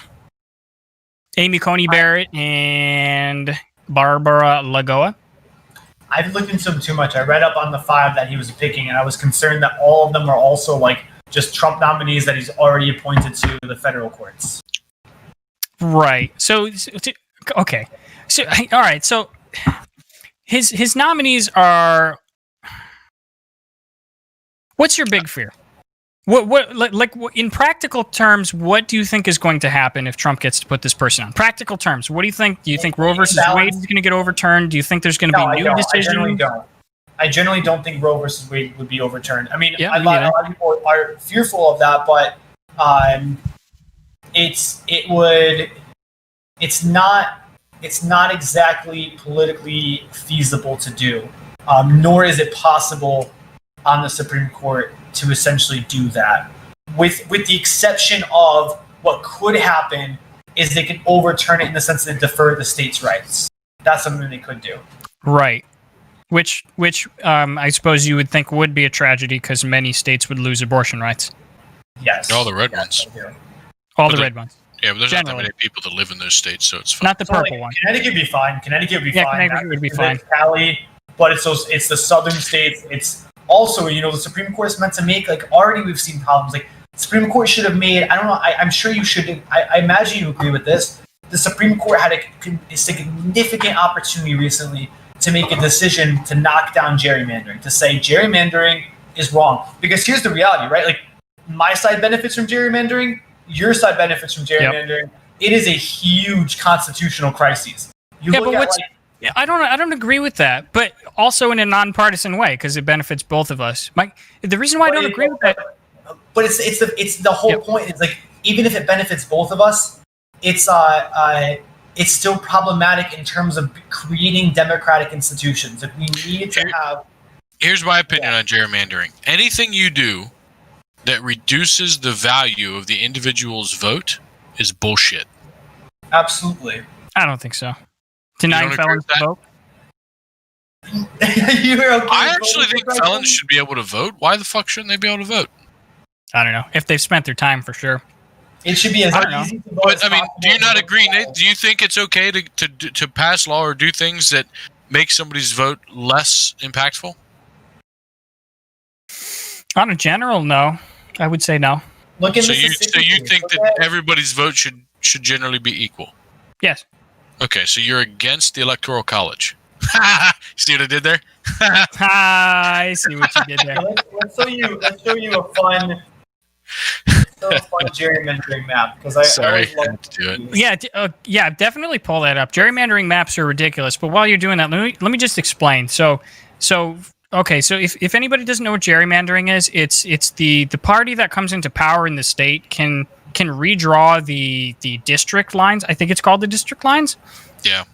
And you can essentially, like, if you have a whole bunch of centers that, let's say the Republicans get control and you have a whole bunch of centers of Democrat activity, you can draw the lines in such a way that you just you take in so that you take some of those Democrats and you put them in and you just draw the lines so that they're in a Republican district, and then you take some of these and then you take some of these, and you end up drawing the lines in such a way where the math works out that even though you have a minority, you might have a majority. but it's actually more terrifying than that, because what it is actually a little bit more insidious, because it's not as simple as like the three of us sitting down, looking at electoral maps, looking at like what's up. All right, it's like think tanks with algorithms paid tons of money to be able to, on both sides of the aisle, create maps that perfectly isolate votes on either side. And so this is Pennsylvania. But that happens both ways. It does, and it's doesn't make it right. It's a well, hold on. So okay, all right. So most people, including mine, up to a couple years ago, your knee-jerk reaction to this is like, "Wow, this is bullshit right here." You know, like, look at that. That's not a district, right? And I agree. Like, that's horrible. Like, what does that district have to do with each other? And the answer is that district has to do with it makes the state mostly vote for the party in power. But I got one question though. Why is there like a perfect circle at the bottom? Like, what the fuck is that? Oh yeah, that is weird. It's so bad. What is that? So look, okay, look. I first of all, no idea what that is. Second of all, look. So the problem is that there's no way to undo this, right? There is. No, there's not. Like, so any way that you decide to do this, like say, okay, we're just going to go back to a straight grid format. We're just going to cut the state into even whatever it is. Right. The problem is that will benefit one party or another. Mathematically speaking, one party will come out on top. That's fine.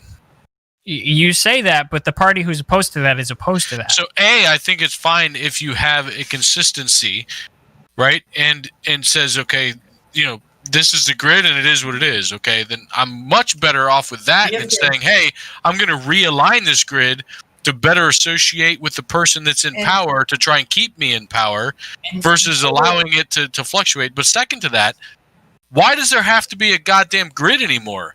I get back in the day when people had to write their vote down on a piece of paper and hand it to somebody and put it in the box. It's for congressional seats. It doesn't matter. The point is, it doesn't matter what it's voting for. Part of the answer, though, you have the entire congressional area. So let's circle back to the courts, but I will say one last thing. The typically agreed upon best method of drawing district lines involves a more deliberative body deciding it. And that's what people were expecting the Supreme Court to say. It's like, all right, instead of just the majority party of in the governor's office of your state drawing lines, it should be a deliberative process between community members. In the reality is, like, maybe we don't know community members, but there's definitely community members out there that are like really significant advocates on both sides of the aisle. So it'd be an appointed deliberative body that would be responsible with drawing lines with people of all political affiliations. So it'd be a fair, so partisan, right? Messy. Dude, it's gonna be so messy. It'd be like you and I having to draw. It was literally if the three of us had to draw this. That would be great, Chris. I've been thinking about running for governor with you. You'll be my wingman. I would be fine with just like if they just passed a law that said lines are what they are now. Like leave them the way they are. Like I'd be okay with even that. Like let them be what they are. Either side wouldn't agree with that. So like our state is Connecticut is currently gerrymandered towards Democrats, and then I don't know what Ohio is gerrymandered towards. My argument isn't about that they're fair as is. My argument is we need to stop the change. Like you shouldn't be able to readjust them all the time, right? Like if a community starts to lean one way or change and go one way, and it's changing the number of seats that state's going to get or something, that shouldn't be something you're like, oh shit, oh man, a bunch of liberals just moved in over here. Hold up, we need to redraw all these lines. That's bullshit. Let them be what they are, and let the societies develop their communities how they do, and you get what you get. Absolutely, and partially, I agree and I disagree. But what I kind of want to circle at is that you should always agree with me.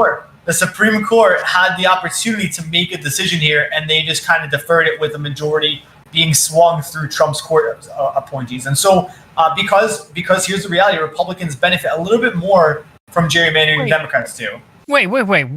Hold on, isn't there just nothing in the Constitution to measure that against? So they defer it, like they say. So I'm assuming.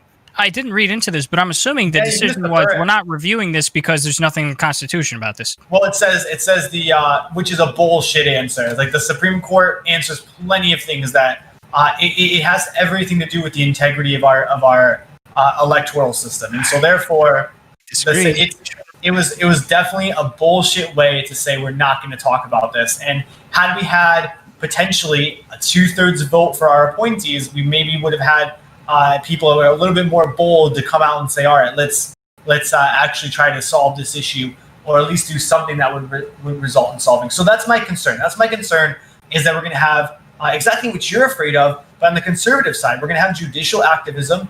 On the conservative side, we're going to have, and even if that was the case, at least the appointments under a 2/3 vote would have been able to be more compromising. It would have had to be something that everybody can swallow to get through. Probably more the Republicans would still be winning a little bit more if we're comparing this to be winning versus losing.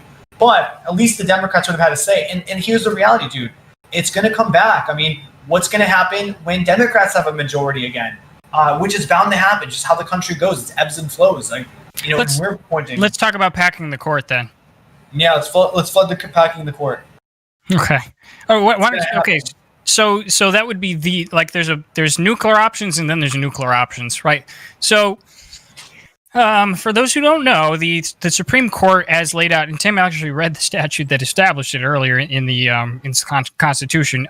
There is no size limit to the Supreme Court, right? So there's nothing in the Constitution that says there needs to be 9 justices, and I don't know how many it started out with, but the last time the amount was increased was in the 1890s or the 1860s. I think it was the 1860s. At least. It's because the next time it tried was FDR, and FDR failed. Not that he failed, it's just that the court started ruling in his favor. So basically, in the 1930s, the Supreme Court was going against a whole bunch of stuff that FDR was putting out. They were saying that this, that, and the other thing was not constitutional. And then I guess a memo was leaked from FDR's administration that said we're going to pack the court if they don't start coming into line. And then, magically the court starts ruling in favor of him. And so that's kind of the history of packing. I'm not exactly sure. I haven't read up on why it was packed in the 1860s, but ever since the 1860s, it has been 9 justices, right? It hasn't been changed. Now with the conservatives doing so much winning, right? Because, oh my God, so much winning. President Trump actually gets uncompromised winning. Yeah, right. We won the election, so we get to throw the people in there, just like Hillary would have. Right, just exactly the same thing, right? Are you going to tell me that President Hillary Clinton wouldn't have packed the court with liberal justices? Right now, as in this particular dynamic, if Hillary Clinton was the president, Republican, the Senate would still be Republican, right? Oh, that's true. Yeah, that's true. The Senate would still be a Republican, and you would still have to have a deliberative discussion to be able to appoint a justice. Okay, so let's extend the hypothetical a little bit further. Let's say that you did capture the Senate and the presidency. Are you telling me that you would have had a problem with Hillary putting in 3 justices? I would have had a problem right now, based on Merrick Garland being blocked, that in this particular instance, if that generally did still occur, then yes, I would have said right now, I'd be on the side of the aisle. Maybe I wouldn't be the majority, but I would definitely be the person saying, well, let's stick to the precedent that was set. There's an election. Maybe if you get reelected in a month, wait until then. I wouldn't be in that boat. Like, the people that set the precedent have to uphold the precedent, not the people that were arguing against it. So in the case of that precedent being set back then, the left was saying, no, that's bullshit. Let our guy through. So when it would happen again, why would they say, okay, now we agree with it, right? So the problem isn't that it happened before and that now it's the precedent. It's that the people that set the precedent and argued so hard for it are going back on their word. I 100% think that if Hillary was president and the Senate was left, that the left would have also appointed 3. Well, I don't know what they would. I don't know what they would have done on this last one. They would have at least appointed 2. Now, I'm not saying they would or wouldn't. Right? I'm not saying they would or wouldn't. I think it's very possible they would. I think it's very possible they wouldn't. I can justify that, actually. Wait, and the only reason I say is because it is so close to the election. If it was a couple months ago, I think 100% they would. But you're literally talking about days, a month and a half away from an election. Yeah, but it actually doesn't matter. The election day is not technically the inflection point. The inflection point is January 1st. Right, sure. But or 31st, first. Okay, so I mean, so what if it's November? What if 30th? You know, like we know who's going to be president, but Trump is still in power. Wait. Okay, wait. Let me just justify my statement real quick. So I 100% believe the liberals would do this because of what you were discussing right now, which is packing the courts. Because you're like, trying. So that tells me that it is nothing but a naked power play. I'm only discussing packing the courts because of the breaking of this precedent and the reversal of the going nuclear on the 2/3 vote. If those things didn't happen, can we at least agree that breaking the precedent is BS? Because your side was saying the exact opposite 6 or 4 years ago. Then the precedent was set, and so it's like, all right. Now here we are, and there's hypocrisy, and hypocrisy is damaging to. Dude, it's not exactly the same. So the Republicans were saying this is how it's going to be, and they made that happen. And so now the left is saying, well, okay, fine, we're going to do what you're saying you wanted to do, and they're like, no, actually, we're going to change it again. That's totally different than the left changing their mind. Now, I know I get your point, but the point isn't the same there. Like, but what about the math? What about the total? So first of all, okay, I mean, for everybody on the left watching, or anybody who cares watching, I agree it is incredibly slimy, and the Republicans shouldn't have even made those arguments. They really, because they didn't need to. They controlled the Senate. All they had to do was say, no, I'm not putting him through because I don't want to, because he's not our nominee. Right? That's all they had to say. But instead, they made these really stupid arguments. When instead they could have just pointed to past precedent. They own their errors. They made their errors, and the reality is, like, for example, like we can say, well, what if Hillary was president? Well, she's not president. This is the way things have transpired. Let's evaluate them as they've transpired, not with these what if scenarios. She would be if your vote counted as much as This is the way things are. Yeah. So packing the court. For or against, why or why not? You don't have to be yes or no. You can be a 40-60. What do you think? Fully for packing the court, given that we've gotten rid of the nuclear rule, given that we're breaking the precedent, we're pushing. So what we're saying basically says we have no regard. So just like you said, there's nothing in the Constitution about this precedent. There's no law about it. There's no law about justices. And so, you know what? If we're not going to respect tradition, whether it's tradition of 4 years or tradition of 200 years, then fuck it. We're if we have a majority in the Senate and we have a Democratic president, and the Supreme Court justice is nominated, then sure, throw a bunch of justices on. And honestly, it sucks and it really hurts my soul to think this way, because what's going to happen is in 10 years from now, the same thing's going to happen on the Republican side. Exactly. Right? So think about that though. So we broke one slimy precedent that they didn't even need to set. All they had to do was say, no, we're not going to confirm your nominee. They didn't have to say... They did it, and therefore they did it. Correct, right? As was their political right, because they controlled the Senate. Now that they still control the Senate, they're making the decision that 17 out of 19 Senates in the past have made. They're following that precedent, right? The precedent that, like way more long-standing than we were dumb in 2016. Right. It's almost all the same people. But now, so they broke that dumb, minute precedent that they set. Now that you guys are losing, now you think that if you break the precedent, that you pack the court for the first time in over 100 years, you think that that's going to heal the country or help in any way? Help you? I'm not even just talking about help the tenor in the country. I'm talking about, will that help liberals if you pack it? The Republicans listen to your argument. Your argument is, hey, look, we were slimy and bullshitty, but you guys should be above that. Yeah, you have one senator saying that. You had one senator saying that, and then a couple Republicans making the argument for, and then a couple Democrats making the argument against. That's not a precedent. They did what all of the Senates before them did. Well, they broke the precedent that you're saying that they're upholding now. Lindsey Graham is breaking his promise. Okay, the Republicans are conducting business as usual. But the Senate then as a whole broke the precedent back then. Right? The precedent they're upholding now, or they're saying, yeah, we will. No. You just said 17 out of, or 19 out of however many times. 17 out of 19. This has happened. Right? It didn't happen at that point because it was a Democratic president and a Republican Senate. it wasn't just Lindsey Graham. It was Roy Blunt. It was Chuck Grassley. It was Mitch McConnell. It was Ted Cruz. It was John Bonarasso. It was John Kennedy. There's a Republican John Kennedy in the Senate. There's plenty. The whole Republican Senate reiterated. They re-spoke this narrative. Go look up their press releases. Go look up that. Maybe a few didn't. Maybe like Rand Paul, who's like on the fringe, who just kind of like always just likes to cause like firecrackers in the Senate, right? Like the reality is most Republicans and Mitch McConnell, the head of the Senate, was like, yes, this is why we're doing it. So when the head of the Senate speaks, their voice is powerful. Mitch McConnell literally gets paid more than other senators. Like his job is by pay, by virtue, by title. The dude has 3 freaking offices in the. But on the same foot, Chris. On the same foot, all of your current Democratic senators, all of your current Democrat senators, including your presidential nominee, were arguing the exact opposite at the time. And the big difference between then and now is that the Republicans controlled the Senate in both cases. And in both cases, the Republicans act in Republican interests. That's actually pretty, they're holding to their standards.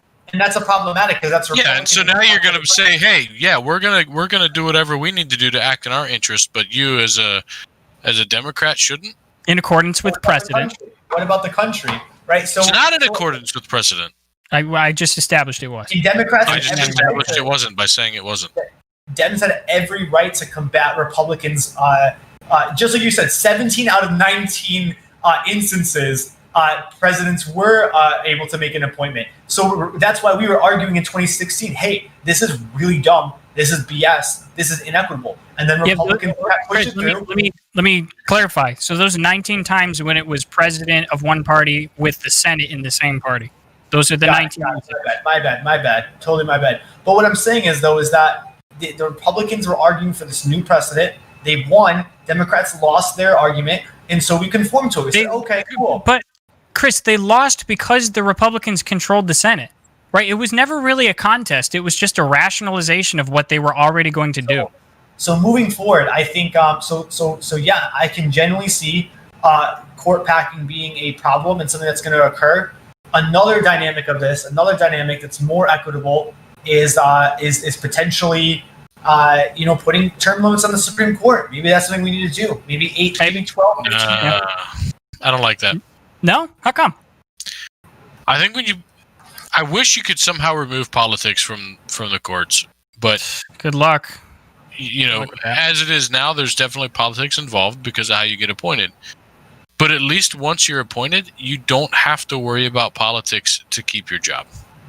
And when you remove term limits and you make it so that every X number of years you need to go back out and you need to, argue for the right to your position. Not re-election, term limits, as in you can't serve more than 10 years. And you can't ever run again. So maybe you can't. Right, there's no rerunning. Okay, gotcha. Yeah. You get one, 10 years, like a big block of time. You get 8 to 10 years on the Supreme Court. I'd be okay with something like that. Yeah, that's the healthy way to move forward. That's the healthy way to say, all right. They should have age limits too. If we can put more young people in there, they'd be less conservative and dumb. Well, I think part of it is that if you had term limits, you kind of see that because one of the things is like if we I'll change my opinion as I get a little older. I'm sure you will. Yeah. So I'm all here for term limits on the Supreme Court, with the exception, with the understanding that person can never be reappointed again either. It's like a one lifetime service. Right, of course, yeah. And then whatever they do afterwards, and honestly, just do the same thing you do for the president. If you're on the Supreme Court, you keep your salary until you die. So they never have to worry about being appointed to anything else again. They don't have to worry about any of that. It's literally just they're nonpartisan, they're non-beholden to anyone. No other than that. And so that's the healthy way to go about it. We'll see. We'll see what Biden does if he's elected. If Biden wants to be a restorative president, that's what he will do. If he wants to be an incendiary president, he'll pack the court. So we're gonna. I'm sure the reality is Biden's not a dumb dude, right? And he's not. He's a smart individual.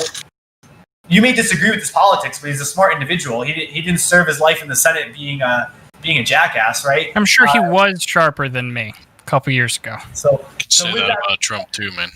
With that said, I firmly believe that Biden. Well, maybe not. He was smarter than he used to be. Let's say that, or smart as he intelligent. Kamala knows what she's doing. They're most likely deliberating and will be deliberating what's the best course of option. I would be on the side of term limits. No matter what, something has to happen in the Supreme Court because obviously this is. So what's the impact of packing the court? Like, I can't have an opinion on, should the left go ahead and try and pack the court or not without really understanding the impact. So how does the Supreme Court operate from a perspective of passing judgment? Do they all have to come to some level of agreement, to some, percentage or whatever? Simple majority. So in this case, since there's 9 judges, it's 5-4 decisions.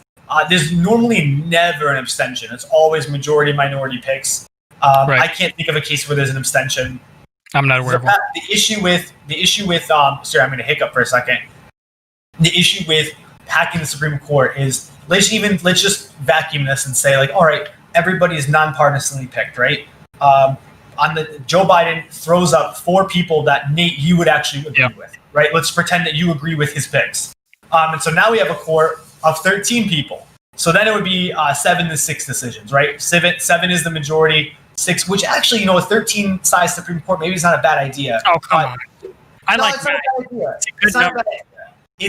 It's not a bad idea. You get a little bit more deliberation. But the issue is when does it end? Like once you open up Pandora's box, instead of waiting for your court's justices to be replaced, you just say, oh, fuck it, new president, here's 5 new justices, right? Exactly. Yeah. Since you only need, because of Mitch McConnell, our famous friend, Mitch McConnell, who put in a simple majority procedural vote needed to put in a Supreme Court justice, it doesn't take a lot of energy to pack the court now. If somebody wanted to pack the court, the only thing that's preventing Trump from packing the court is this massive historical precedent. Right. Yeah. Right. So technically speaking, whoever comes in could pack the court very easily as long as they hold majority in the Senate. That's all it takes. I'm thinking about that. I wonder if there might not be perish the thought, some principled opposition even from the Democrats. So say that the Democrats do take the Senate. I wonder if there would be principled opposition to packing the courts. There probably would be. I don't know. Would it be enough, do you think?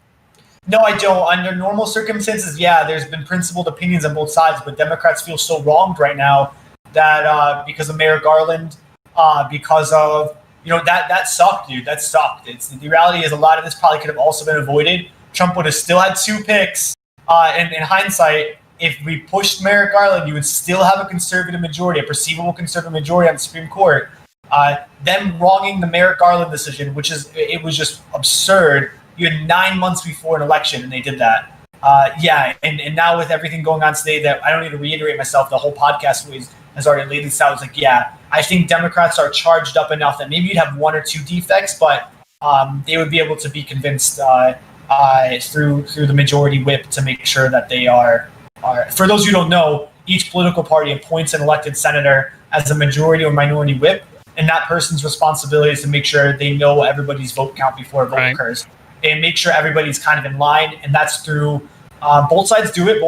This is not a Democrat Republican thing. It's through blackmail. It's through bargaining. It's all right, here's all the hookers that you were right. Do you want your wife to know about this? It's through bargaining. It's through all right, you vote on these bills. We know you really care about education, so we're going to make sure an education bill goes through. There's a lot of backdoor deals that happen in the Senate that we will never hear about in the public. There's bills that will go through that we have no idea the politics that went into getting them to go through. All right. It's getting about that time. We started about 15 minutes late, so we went about 15 minutes over. I don't know. Do you have any last thoughts on this, Tim? I wish things could just be fair and honest, man. Yeah. I don't like the idea that things get switched around to benefit one side or the other, and then switch the other way or continue. I live in my liberal, perfect world, of reason and fairness. If there's 10 million people in a country and 5 million want something to happen, that's the majority, right? I live in a world where you sit and talk about an issue and you figure out the merit of the issue and you try and solve it. You don't you don't look at the the fact that I'm associated with this group of people, I need to lean this way or believe that. Like I like to think that people believe what they believe because they stand behind it, and that isn't the world we live in. So, this whole discussion hurts deep into my soul because I don't want that to be the case, right? I don't want it to be that for the next 10 or 15 years, we may be either held back as a country from being able to move forward with the rest of the world and developing more modern mentalities and legal precedents about social rules and things, or that we push faster than everybody else because we're stuck with these group of people that are now locked in. Or so I just So all right, so as my closing statement, I would say it's not as bad as either of you think that it is, right? So, and maybe it is for you, Chris, but for Tim. So, like I was trying to distinguish earlier, justices appointed by conservatives are not conservative justices in the Republican sense. They are textualists, right? So.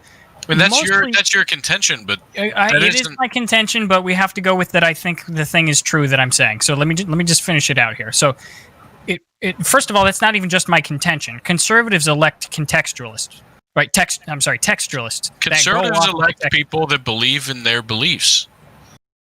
Okay, you're going to have to give me the benefit of the doubt here because, that is what the two sides are essentially judicial activism, which means I read into it what I want to. And then textualists who just say, this is what they meant, we're just sticking with that no matter what. So then we shouldn't have women's rights. Generally speaking, well, there's an amendment for that, Tim. Go read it. Generally speaking, the worst that's going to happen is, like, at the very worst, Roe v. And this is the very worst, right? This is probably not going to happen. Roe versus Wade gets overturned.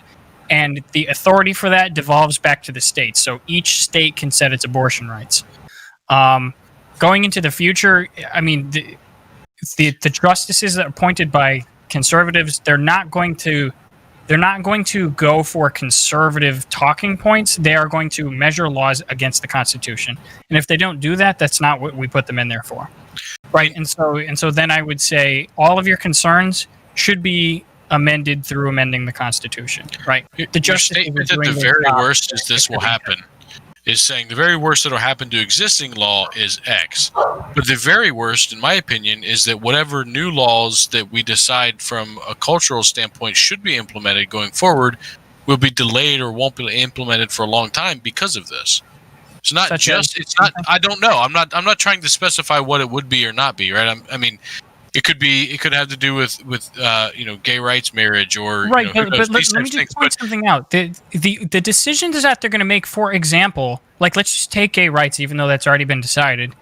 The decision that they're going to make, the decision that they're going to make is not that gay rights are wrong or unconstitutional. They're going to say that the Constitution has nothing to do with it. That's all, right? They're not going to be activists on the bench and say. And sort of twist something that they like in order to help gay people, which I would agree with. All they're going to do is to say, Constitution has nothing to do with this. The federal government can't make a law about that. The states can. We don't care about that. It's just that the Constitution has nothing to do with that. So in that way, and in taking that and applying it to all of the situations, I don't think it's going to be as bad as you think it is. Even if we got all 9 justices, it's just going to be. The Constitution has nothing to do with that, generally speaking. So I don't think it's going to be that bad.